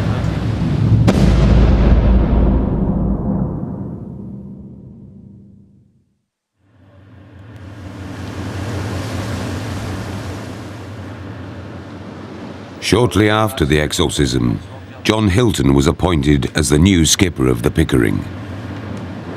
When I first sailed on the Pickering, the local people told me about the haunting of the Pickering. I just took it as the local village folklore story and never thought no more about it. The first problem I had with any strange happenings aboard the ship was early hours of one morning we was steaming from one fishing ground to another.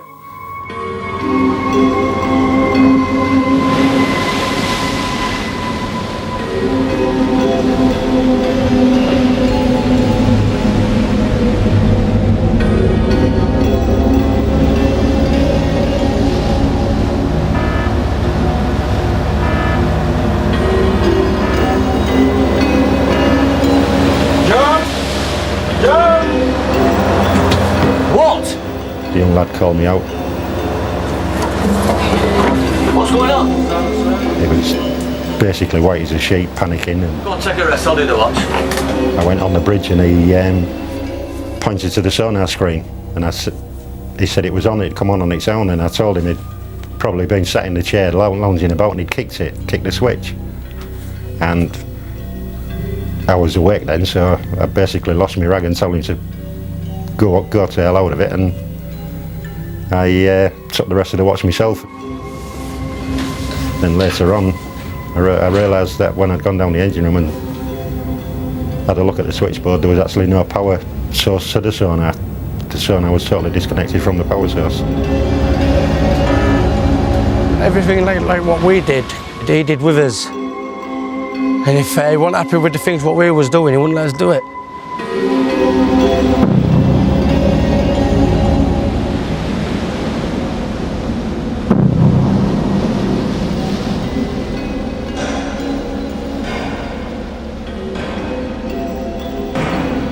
You used to hear him coming down the ladder.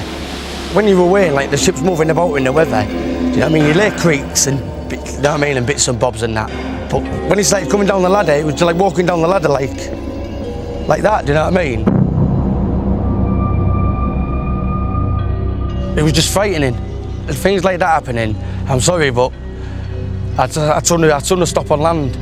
You can feel when there's something wrong aboard of a ship. When you've been at sea for a long time, you get these feelings. We're just coming to harbour one trip and shutting the ship down, closing everything down, stopping the engine, locking the ship up. As we got off the ship, I was the last one off. I could hear the banging on board the ship.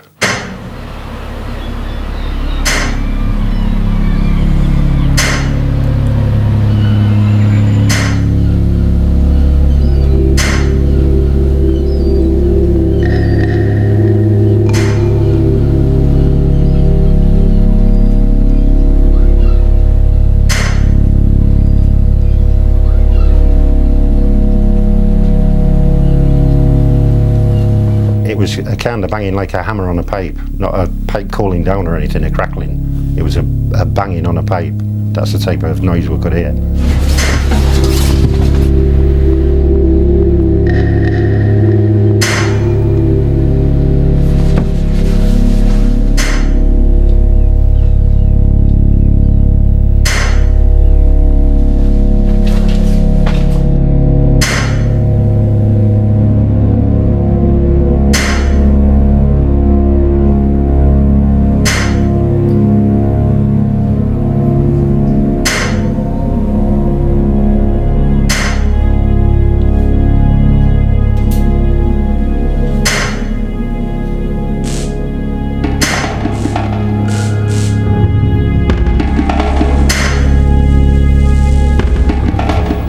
Explain it, I don't know. You just can't explain it. But there was nobody aboard the ship, not whatsoever.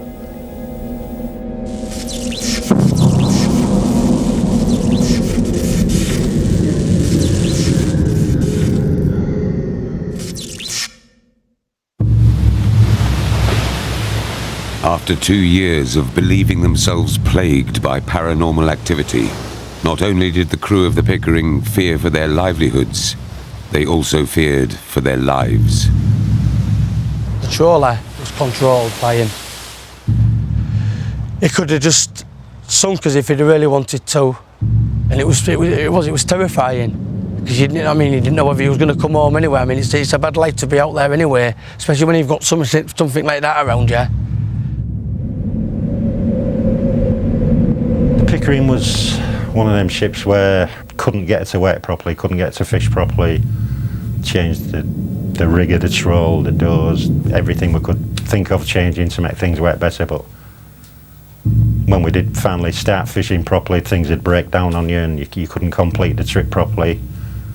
So there was always problems, always had problems with it.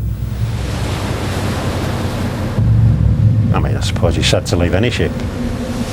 When you put a lot of effort and work into it, it's hard to let go, but there comes a time when you've got to cut your losses, you've got to leave it, you know. You're not going to make anything any better, so you've just got to cut your losses and walk away from it, basically. Walk away from it and say, that's it, I've had enough. And walk away from it they did. 2 years later, the Pickering was scrapped. It was the best thing for her because she was the dangerous to be at sea, was the ship. So the best thing for her was to be scrapped.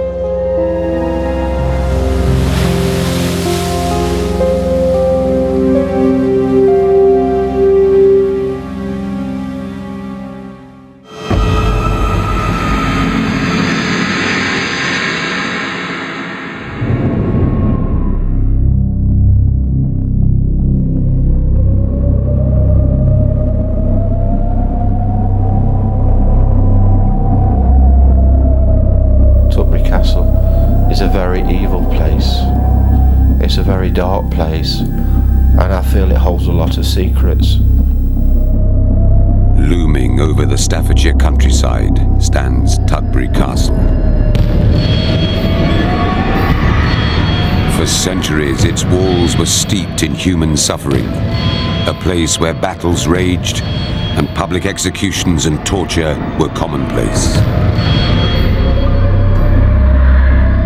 Is it possible that a remnant of Tutbury Castle's black history has found a way to resurface?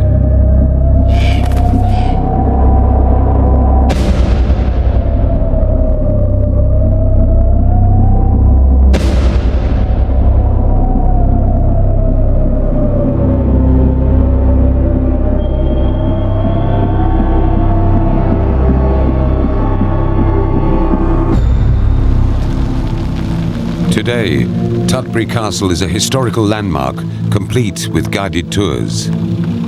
The Easterns arrived there, hoping for a fun family day out. It was a typical Sunday, and the children wanted to go to Tutbury Castle, and if I remember rightly, I didn't want to go, but you know how children are.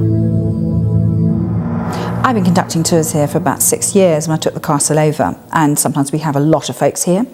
And I wear a full period costume of Mary, Queen of Scots.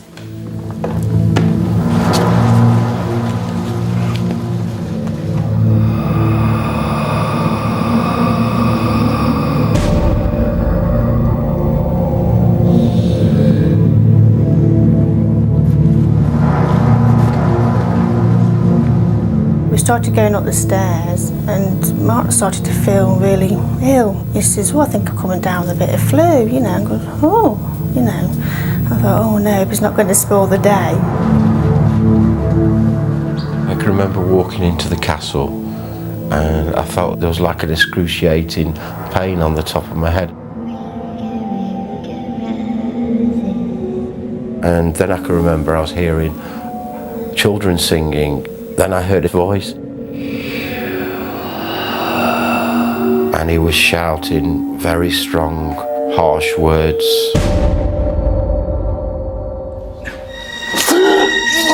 Then I started to feel an anger, a rage, and it was like something I'd never ever experienced or felt in my life. And I don't know what was happening from there. Mom!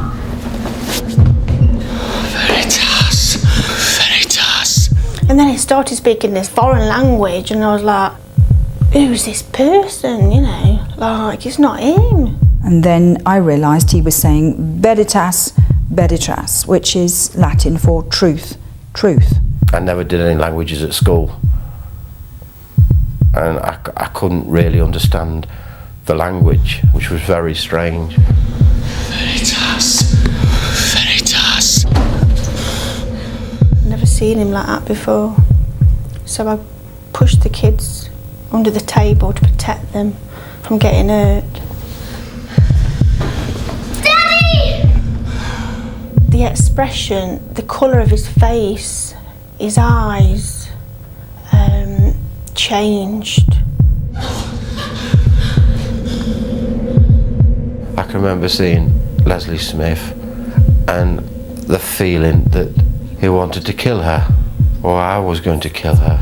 And it was such an evil feeling that I was getting that was almost uncontrollable. I was suddenly aware that this man had turned a corner, if you like, away from the shouting that was building up, and it was quite clear that he was going to be violent, and I could see what was coming, and it was frightening. Daddy!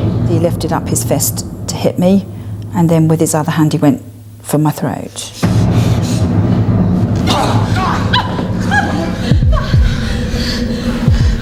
Daddy! The children was just frightened. They didn't want to go near him, and it's awful. Because that's a dad.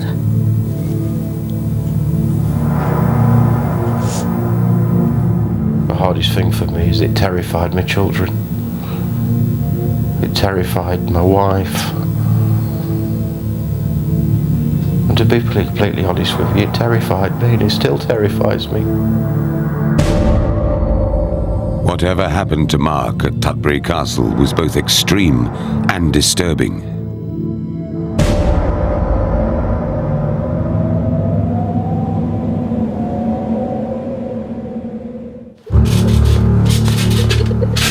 It's now been nearly 2 years since his ordeal, and he is still recounting that day over and over, trying to work out what actually happened. It's totally changed my life, it's traumatised me. I just want answers. And in an attempt to find those answers and solve the mystery for him and his family, Mark has decided to be regressed back to that day, to that moment in time, by regressionist Vicky York.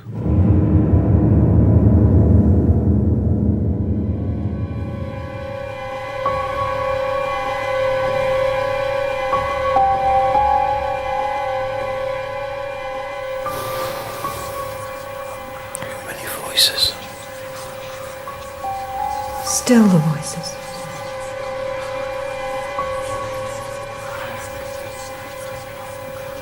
Until you simply hear the one, just the one, that is most important for you to hear.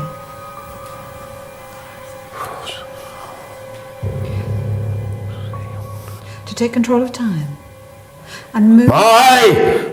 You are safe. You are safe. You are safe. You're back. You're back. You're safe. You're safe. Would you like a drink of water? I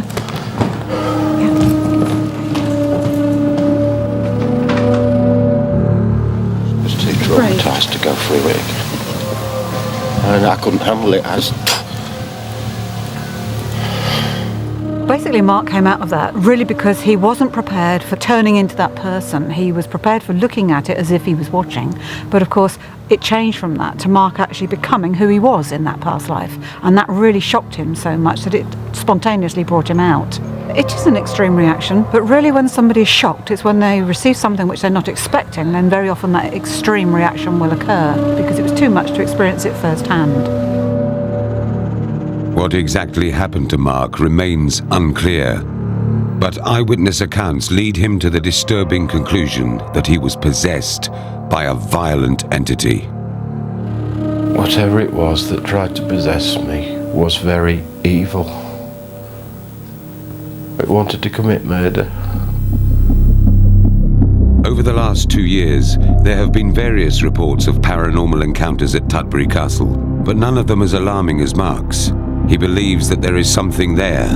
If he is right, could some future unsuspecting visitor be its next victim?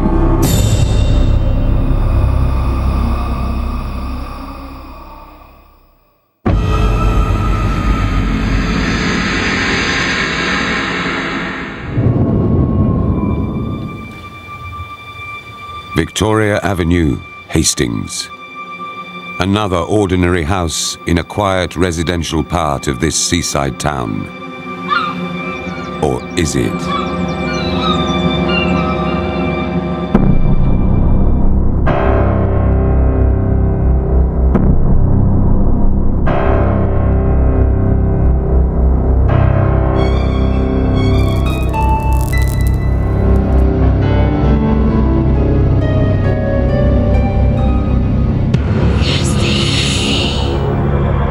It is not unusual for children to have harmless imaginary playmates. But can such playmates become something far more sinister? I'm really tired. It's 4 o'clock in the morning. When are you gonna go? Please go. I'm really tired. Go away.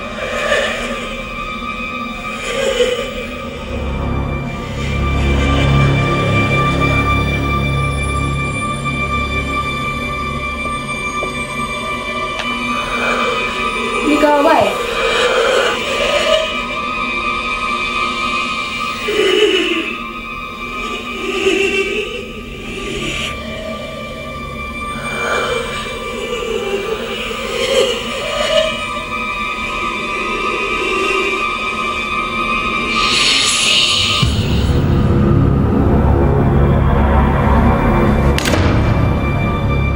It was almost as if there was a presence in the room.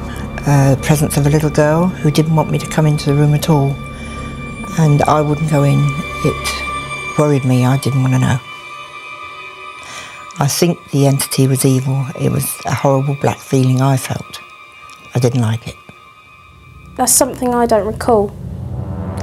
This little girl that my nan's told me about that I apparently spoke to, things like that, I don't remember. I think Kirsty must have blotted it out. She's wiped it right out of her mind altogether. I think it was because it wasn't a very happy time. With her grandmother looking after her, growing up was a difficult time for Kirsty. But Ruth came to the chilling belief that her emotional turmoil was being exploited by some form of entity. An evil twin. A sinister creature that stole her away from normal life. It felt like I was sort of losing grip and something else was taking over. But Kirsty and her grandmother were not alone in believing something strange was happening in the house. Gas fitter Andrew Varrell was expecting a routine repair job when he arrived at the house. The job at Victoria Avenue was quite a small job, a 2-day job. All we had to do was take out an old boiler.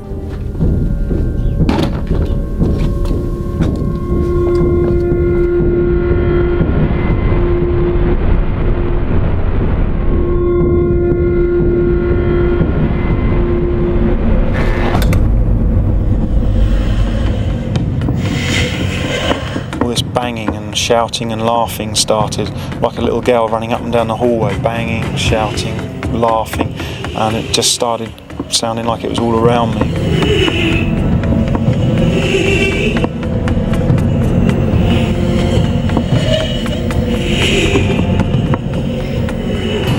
Just all got a bit much and a bit scary really, so I thought I'd better get out and find out exactly what was causing it.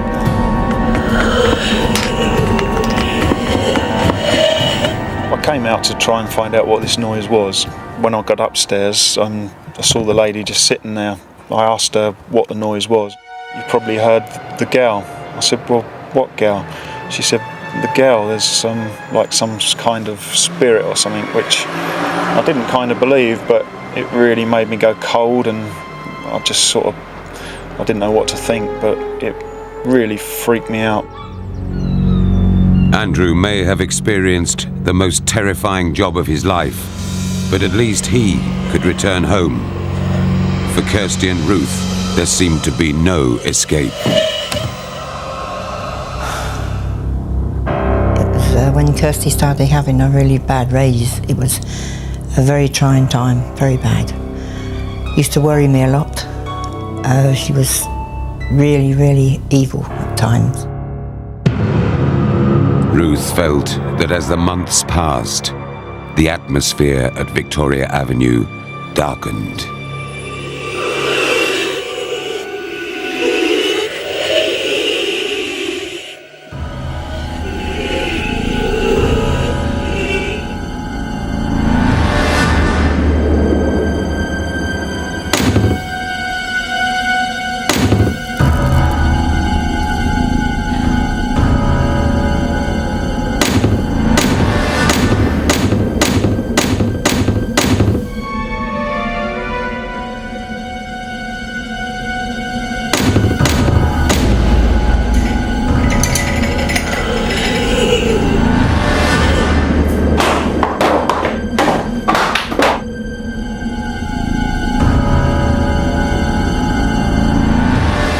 It felt like I couldn't control it at all, and as much as I tried to stop it, I couldn't do it. I don't know where it came from, it just felt like a completely different person. That's all I can say to describe it. I just couldn't cope. I'm afraid I told Kirsty to go. Told her to get out, go and live with her father, and not come back. Couldn't handle it anymore. It was destroying me, and I think it was destroying her. I definitely think it was the little girl. I think she'd latched on to Kirsty. I don't think she was very nice at all. I felt terrified here. scared for my own sanity, scared of what I was turning into, and scared that I wouldn't be me anymore in the end. It wasn't me, it wasn't who I am, it wasn't who I ever was. It was just so strange, so unexplainable. It did terrify me, it really did.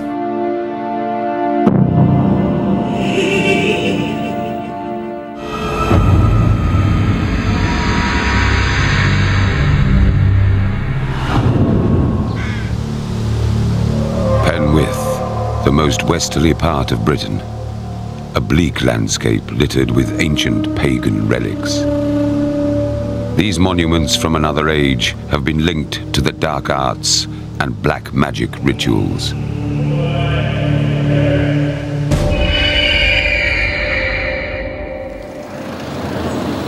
It was the most frightening, terrifying thing that had ever happened, and I wouldn't want it to happen again. It was just like the film Amityville Horror. It was as scary as that. I remember it quite well. I was 8 at the time, and me, my brother, and my mum, and a couple of others, we all went to see my mum's friend Jane. Our other friend Anna was there with her 2 children, and it was the summer holidays, so we were looking forward to having a nice weekend. Jane's partner was away at the time, so we just thought we'd go down to keep her company. It was a lovely day when we got there on the Friday. It was nice and sunny and the kids were playing outside. And we had our evening meal and we got the children in bed, and that's when it started. There was myself, Anna and Jane in the living room, and we were watching the television.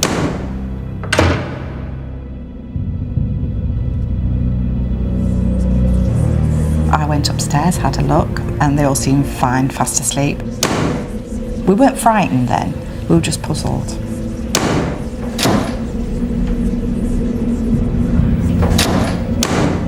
When I came downstairs again, the banging got louder, so we decided, because we were getting a bit unnerved, that we'd go upstairs and we'd all get in bed together so we knew we'd all be safe.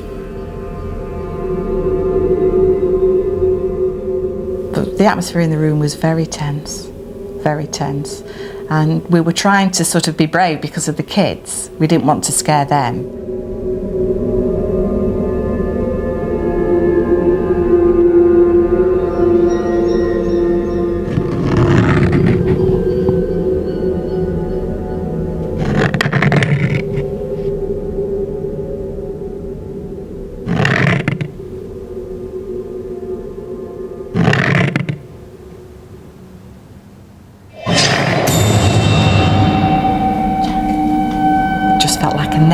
Scratching down my face.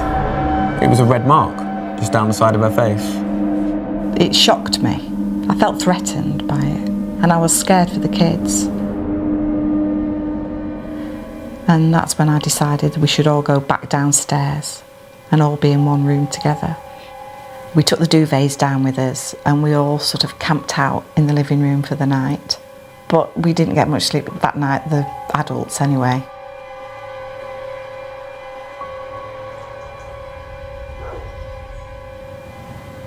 The next day we were told by the locals that people had been practising black magic in the stone circle nearby. There was proof that a fire had been lit. We felt that might have some connection to the experiences that we went through as well. Alarmed by stories of devil worship so close to the house, 2 of the mothers went to seek help from the local vicar. We told him what had happened, and we were quite shocked because he took it really seriously. That night, he came to the house to perform a blessing. And the boy said unto the king of Israel, what have I to do with thee? And then to the prophets of thy father and to the prophets of thy mother. We weren't laughing, but we felt like giggling because we thought, this is just mad. He's in here and he's saying these prayers and he's really taking this ever so seriously. But at the same time, it frightened us because we thought, if he's taking it seriously, maybe there is something really strange that we don't know about.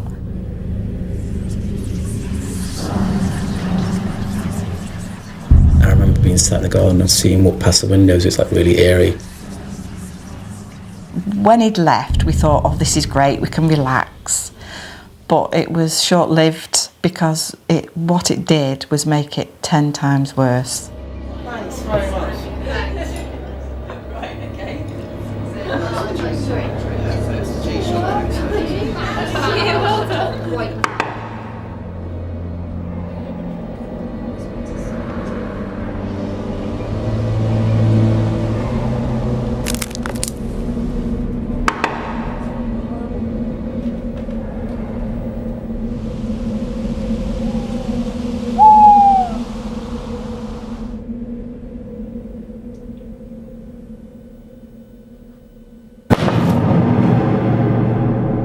It started like as if someone was tapping on the window to say, look, I'm outside, can you let me in?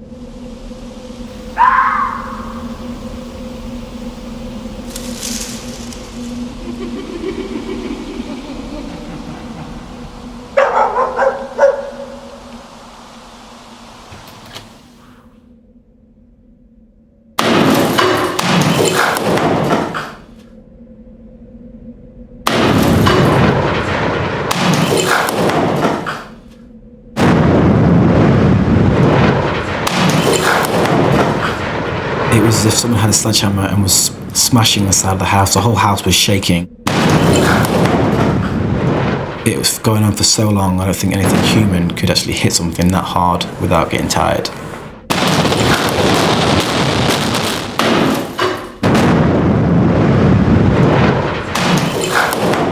I could also hear banging from upstairs, and I thought I better go upstairs and check.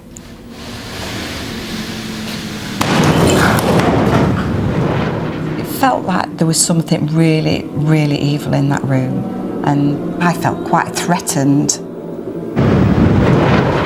And I started to say the Lord's Prayer.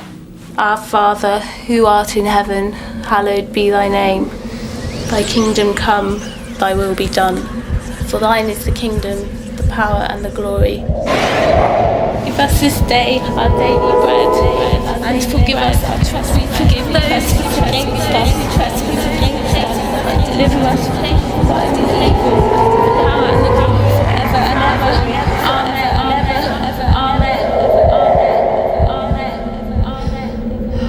It was a feeling as if you were going to be raped. That's the only way I could describe it, like as if somebody was going to rape you. And it was that scary. Because I couldn't see anything. That was the worst thing. I couldn't see anything that was doing it to me. You felt like you wanted to fight it off, but there's nothing you could have touched because there was nothing there.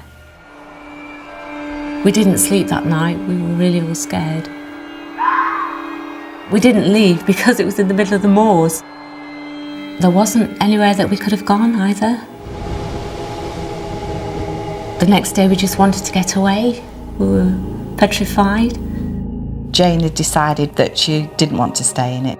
So we were packing up just what she basically needed. I said I would go upstairs and shut the window. And as I got to the window, I noticed that the palm cross had gone off the windowsill. Everything went really icy cold, and I thought, I'm scared, there's something in here.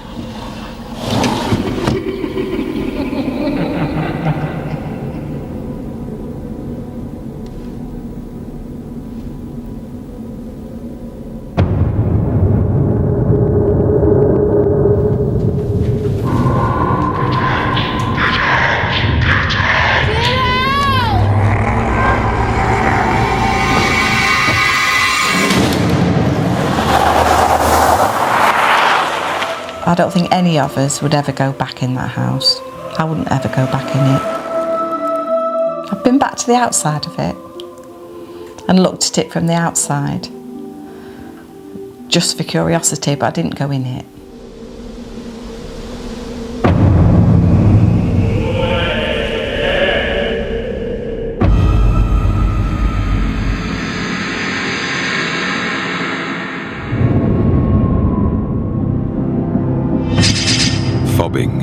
A quiet village in the heart of rural Essex.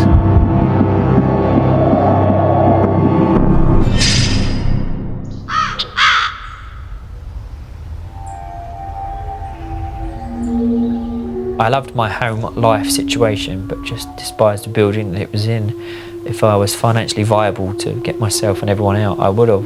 It was just really like a guilty little secret, you know, we only spoke about it between ourselves in this house. The Williamsons had lived happily in their home for 7 years. Then, when Chris was 17, he experienced something that changed their lives forever.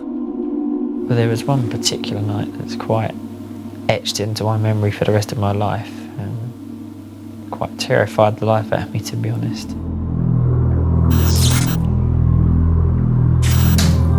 Well, when things changed, it was like coming home to a different house. The only way I can describe it is if there was a switch on the wall, like a light switch, so switched it on, it just sucked the atmosphere out of the room, and all of a sudden everything just would go cold.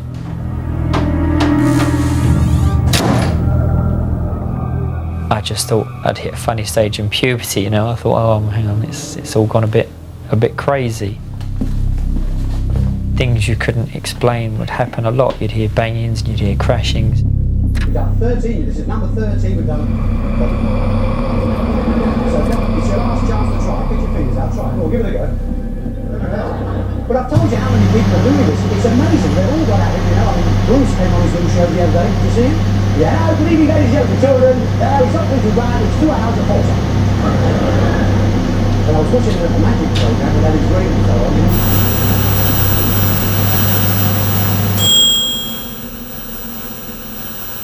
Came running up the stairs and was white as a sheet and tears in his eyes. He was really, really frightened. It did feel personal. It felt like someone had put a jinx or a spell on me. And it sounds crazy, but it just felt like it was me and me alone.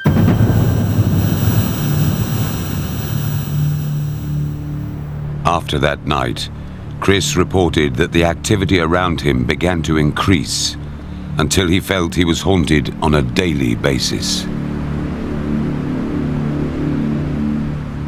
It was pointless. It was like fighting an invisible man. You know, you can't hit what you can't see, and you can't stop what isn't there. It was just being trapped against nothing and not being able to stop something horrible happening. He was scared to sleep in his bedroom. He was scared to go downstairs and get a drink, you know, and scared to get up in the night and go to the toilet. Just basically scared of being here, being in the house. He didn't like it. Soon, it wasn't only Chris who said he felt haunted at the house. His girlfriend believed she sensed something too. I had no idea about any of the stories that had been going on because I think Chris didn't want to scare me. It was always comfortable down here. It was just upstairs that was the problem.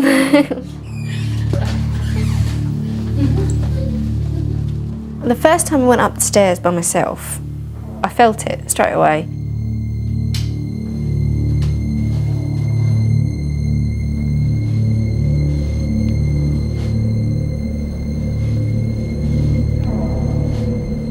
It's really hard to walk forwards into his room.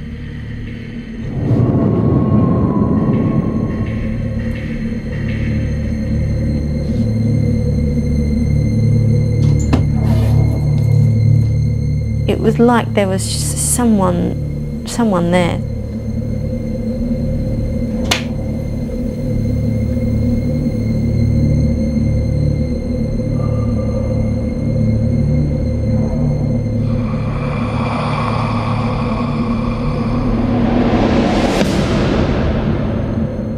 It definitely was not a nice thing in that room.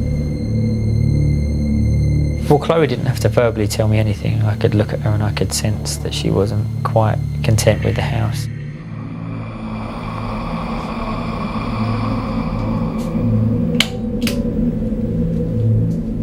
I didn't want to tell her. I didn't feel a need to tell her because maybe it would stop, but it didn't, unfortunately, as she found out.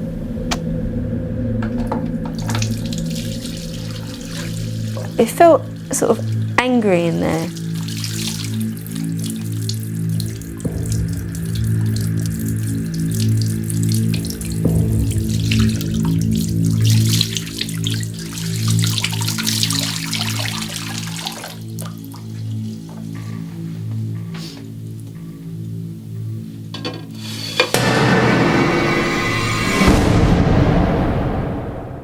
She was actually terrified because we hadn't mentioned it to her, and it was just like bang. She was really, really frightened. When Chris first told me about all the stories and what he felt in this house, it all clicked into place. I completely believed him 100%. Didn't doubt a word that he said. Although Chris and Chloe were now convinced of a presence in the house, Linda was careful to keep it from her 5-year-old son. We didn't mention this to anybody really, and I certainly didn't mention it to Ryan. He was just a little boy. Well, I don't really remember people coming in and like talking about ghosts, and at the time I didn't know about ghosts, what they were or what they even looked like.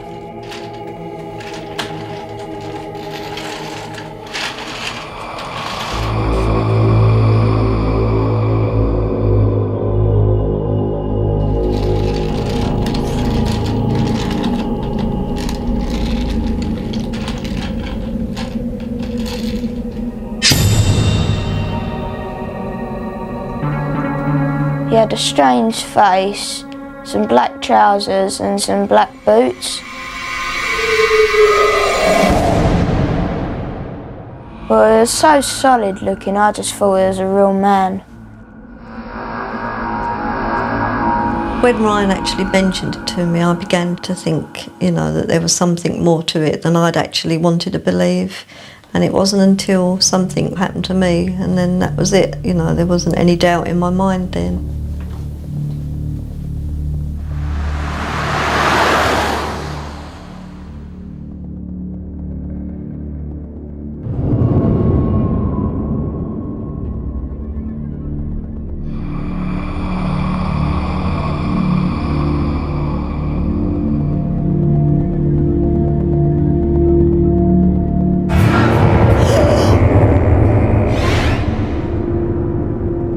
It was terrifying. It really, probably the worst thing that's ever happened to me in my life. For a brief second, I really thought I was going to die. As Chris left his teenage years, the family say the presence began to fade away. To this day, what happened in their home remains a mystery. It's got better. I won't say it's gone away, but as we're all dealing with it together, no, it's a lot better than what it used to be. It's 75% better now. My only concern is that Ryan is now coming up towards the age of puberty, and I do wonder that if the same thing that haunted Chris is actually going to start up again with Ryan.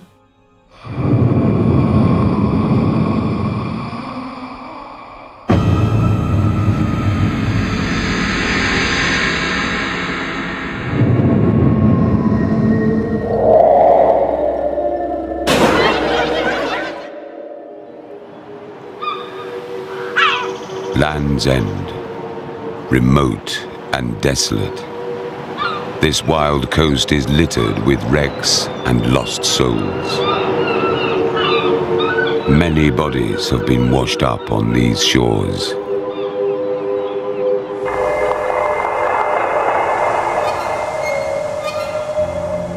The first and last inn. It has stood at Land's End since 1620. We moved into the pub about 4 months ago, and we was really excited because it's been an ambition, and it was just such a nice flat. Just looking out of our windows, the views are amazing. I was really grateful to be given this opportunity. Various people told us a few things that the place was haunted, and automatically I thought, oh no, but it would never put us off working here. After we'd been here about 3 weeks, I experienced something that really confirmed it, and it's made me believe that there's something definitely up there.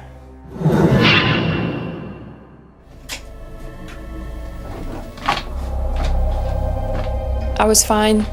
I was really busy. I was doing loads of washing. I think I'd done about 8 loads that day.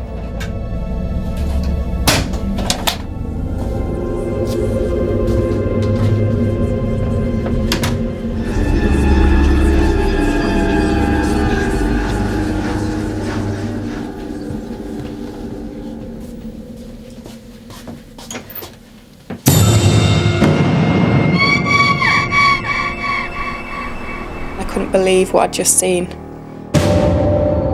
That's the only time I've seen the lady, but I feel her presence a lot. But now I've seen her, it's confirmed it, that she's up there. Laura is not the only one who believes there is something sinister about the pub.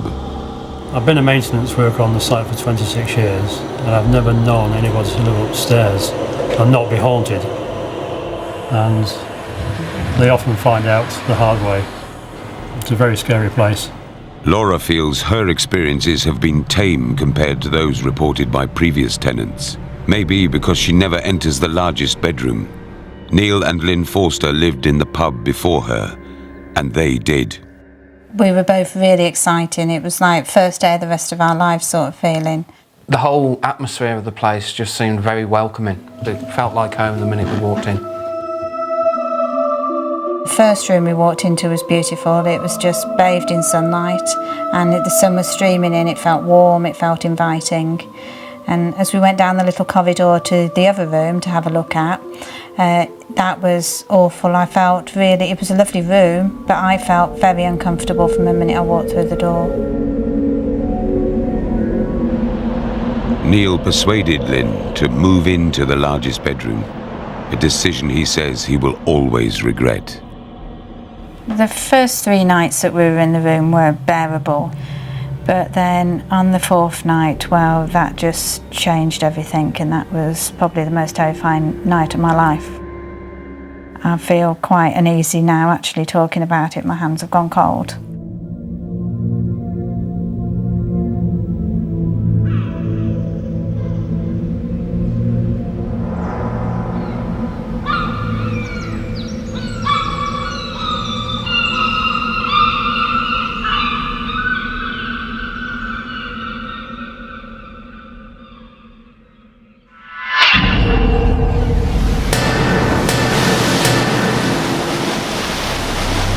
I felt as though my arms and my legs were strapped down.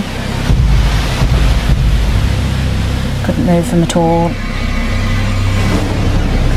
I was freezing, absolutely freezing cold.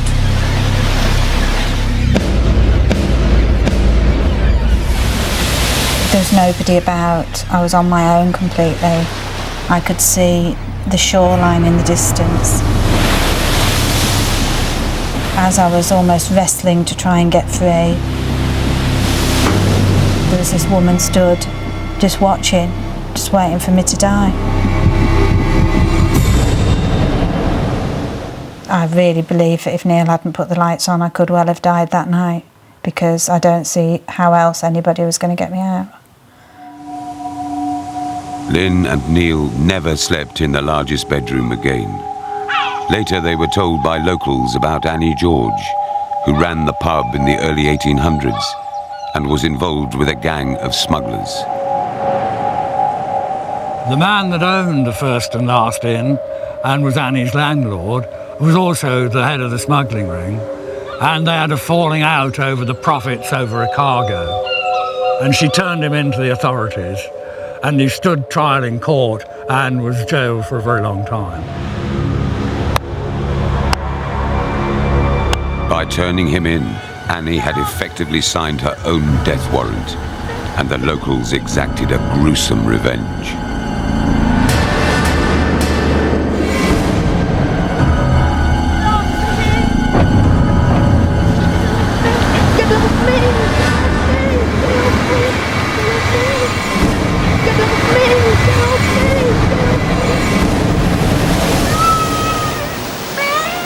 For Annie, of course, this must have been an absolutely agonising death.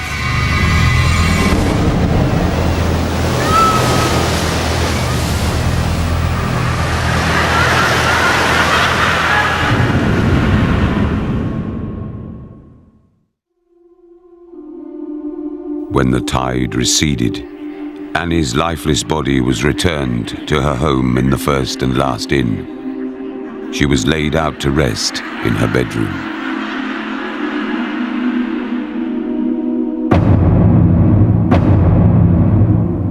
She was taken somewhere and buried within the area, nobody knows where, in an unmarked grave. Annie George died a horrific death and was never given a proper burial. And many believe that because of this, she still haunts her bedroom today. The room upstairs is invariably always empty. People just cannot stay in there. There's just too much going on in there. It just frightens people. It doesn't feel like my room. It feels like Annie's room, and I think it always will. It belongs to Annie.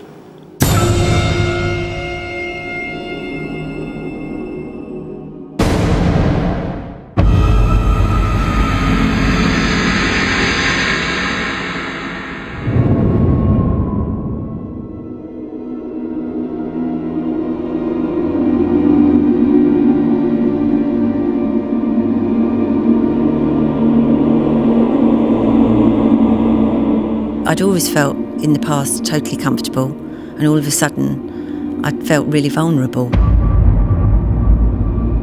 and just out of control. The atmosphere just changed. It felt sort of close, just uneasy and lost, you know. It's very strange. For 100 years, this former Edwardian printworks in South London has housed generations of workers. It became a headquarters for the Freeman's Catalogue before the war, and at its peak, over 2,000 people worked here. Today, most staff have relocated. I think this place has always been haunted. Maybe we've never noticed it so much in the past because it's been very busy here, but now the building is quieter, you sort of pick up on things.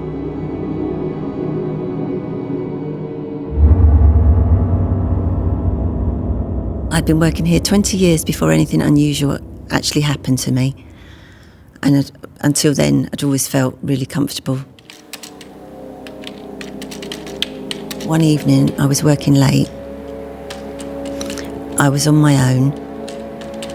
I was concentrating on sending some emails through to Hong Kong and India. Just really doing my work and just feeling really okay.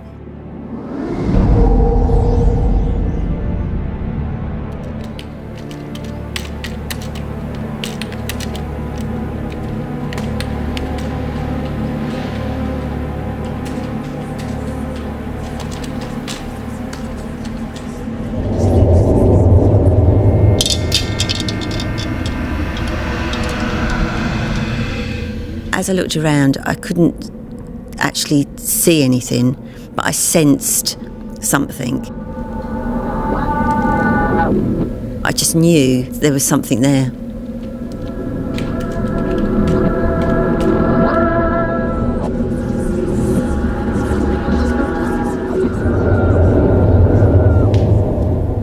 I knew it wasn't right. I went out into the corridor to go to the toilets.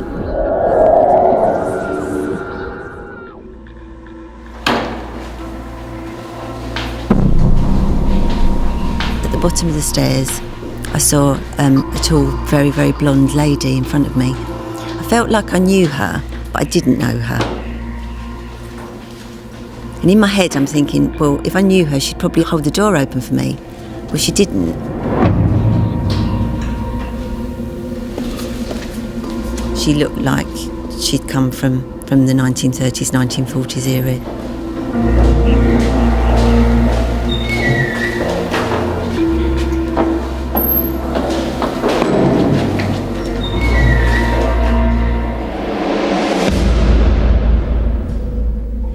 I knew that she'd gone into the toilet, and I knew that she must be somewhere in there.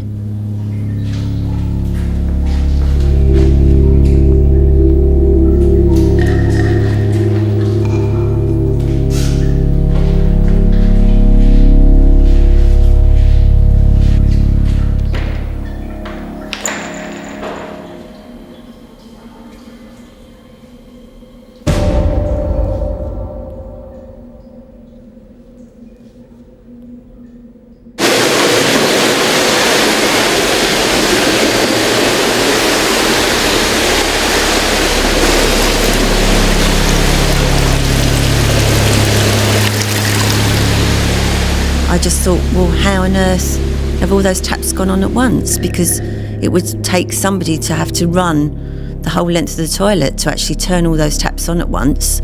And there they were all running at the same time.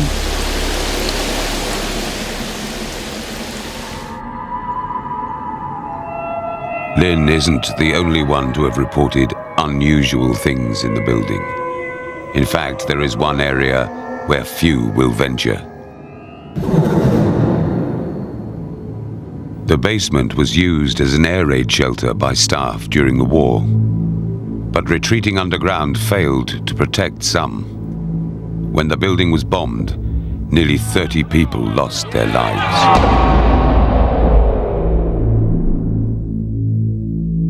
The offices are eerie when no one's about, but the basement is another kettle of fish. It's very, very eerie down there. I've worked for about 14 years as a maintenance engineer. I've worked in all sorts of places, lofts, voids, tunnels. I've been on my own, I've had to use a torch, it's been dark, but I've never experienced anything like I've experienced downstairs. Matt has been a maintenance worker on the site for 2 years. It's my first day at work, so I was generally feeling okay. I wasn't really thinking about much. I had not heard any of the stories about the things that go on here.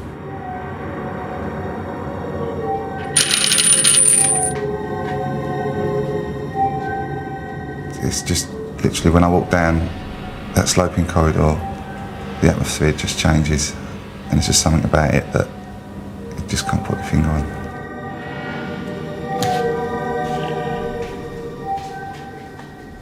The feeling I got it's just anxiousness. There's something not quite right. Something that maybe would just want to turn around and walk back out of it.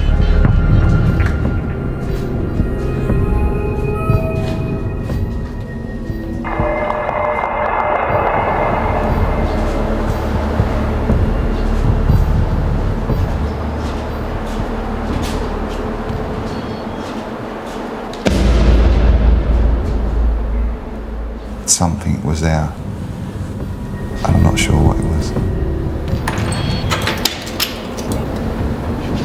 I was really just trying to concentrate on doing my job, just to sort of get on and do it and basically get out of the basement.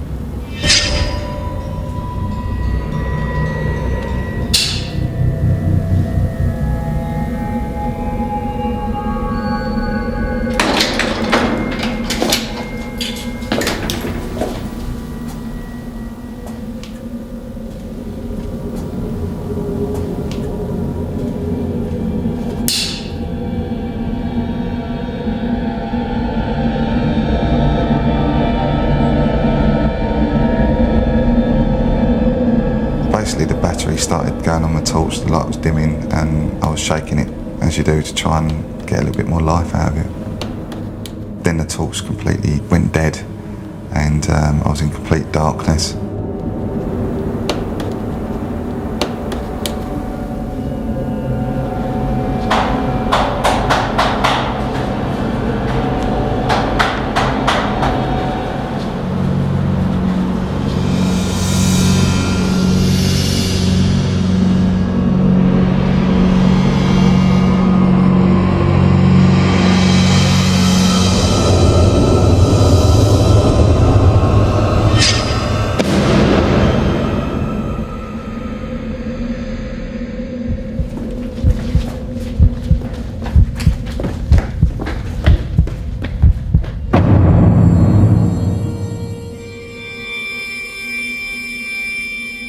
When I saw it, it certainly confirmed the fact that there was something in the basement with me.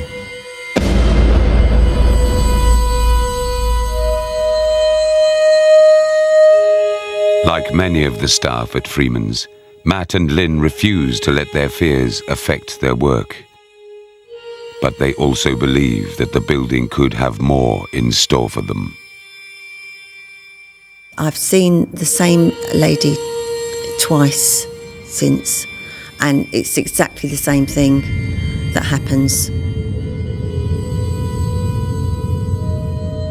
I go down the basement daily to do my checks, and it still doesn't get any easier. I still feel that there's something down there with me. But I still have to go down there every day to do my job.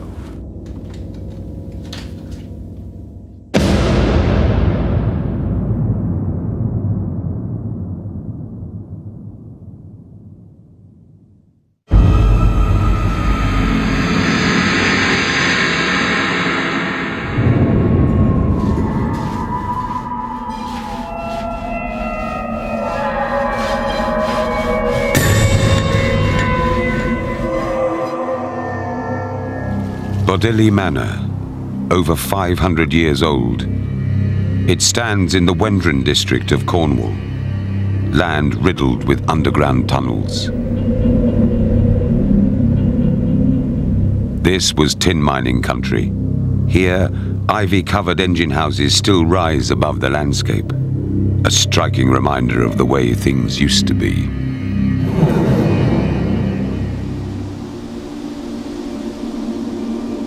Jonathan Hodgetts bought Delà Manor 6 years ago. For the first few months, he thought it was just like any other house. When we moved in, we didn't sense anything particular going on. We started to tear out fireplaces, and that's when all sorts of peculiar things started to happen. Jonathan believed that something may have been disturbed. My brother brought this house, which we were all excited about, because it was lovely to be able to come down here and have a few days away, a nice break. Elizabeth came to visit with her 14-year-old son Chris and his friend David. Well, in the daytime I felt really good, relaxed, you know. Until you get to the night time, I started to feel really different. They heard the door rattling in the bedroom and said they felt somebody or something was in the room with them. I felt unsafe and I just didn't feel happy. They didn't like the idea of sleeping in the house. They said they didn't like the feel of the house. It seemed to scare them. So they asked if they could sleep in the car. I said I didn't see any reason why not, if that's where they were going to feel happier. When we got to the car, we felt relaxed, calm. We was just messing about, being stupid.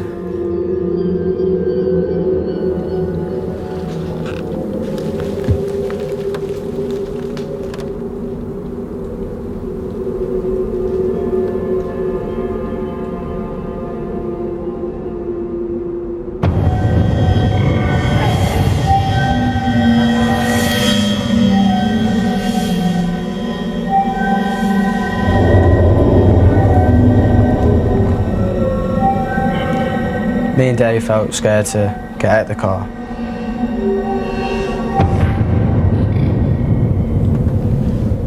I really sensed like there's something was really out there.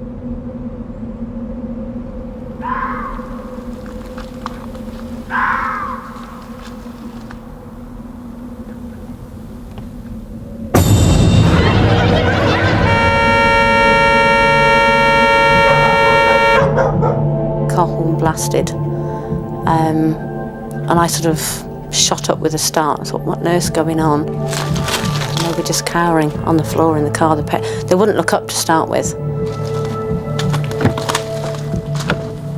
They looked petrified. Their eyes were really wide open. The colour had drained from them. They were frightened to death. I was quite shocked when this first blew up, but then thinking about it afterwards, it was beginning to build up a bit of a picture. You get some peculiar smells, smell of sort of burning fire. Often at night time, lying in bed, and you think you hear voices. We get up and come downstairs to turn the radio off, and it is off already.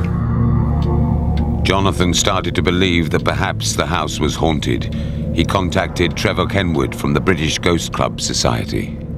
He It informed me that there was some mysterious happenings, or appeared to be mysterious happenings, going on at Delà. And was it possible that we could put a team together and come and do a proper investigation? I started to give a little guided tour of the house, and then we started to do a darkness session in the dining room. There was Trevor and myself and one or two others.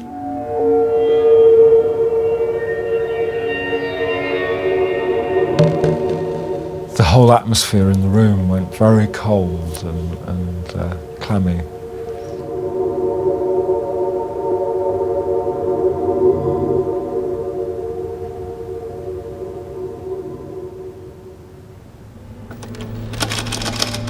The candelabra began to shake and move and rattle. The next thing we heard was that the big heavy casters on the bottom of the table were also rattling. We suddenly noticed that the table was rising up off the floor.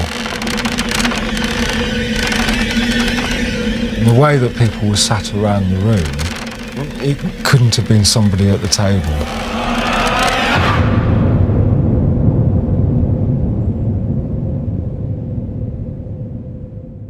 It must have been an absolutely massive force to have lifted it on its own.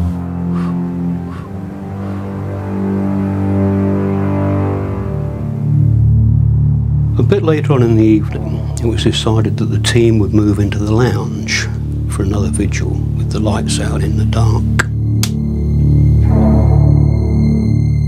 We're all just waiting and looking with anticipation to see if anything was going to happen. I remember hearing Trevor say, "Oh, look at the fireplace, something's happening."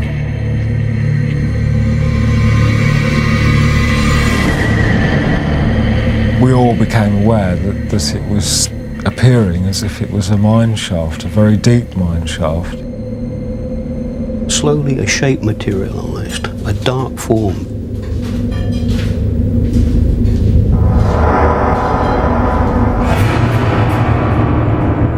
We were convinced that it was a miner.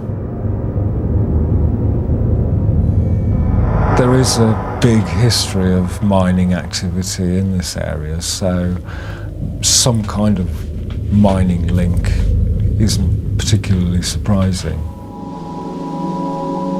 The tunnels of the Bassett and Grills mine were burrowed like a labyrinth into the land around Delà Manor. In 1858, it was the scene of a major disaster. A group of miners were working near the surface, beneath the slurry pond. An explosion ruptured the roof of the shaft with horrific consequences.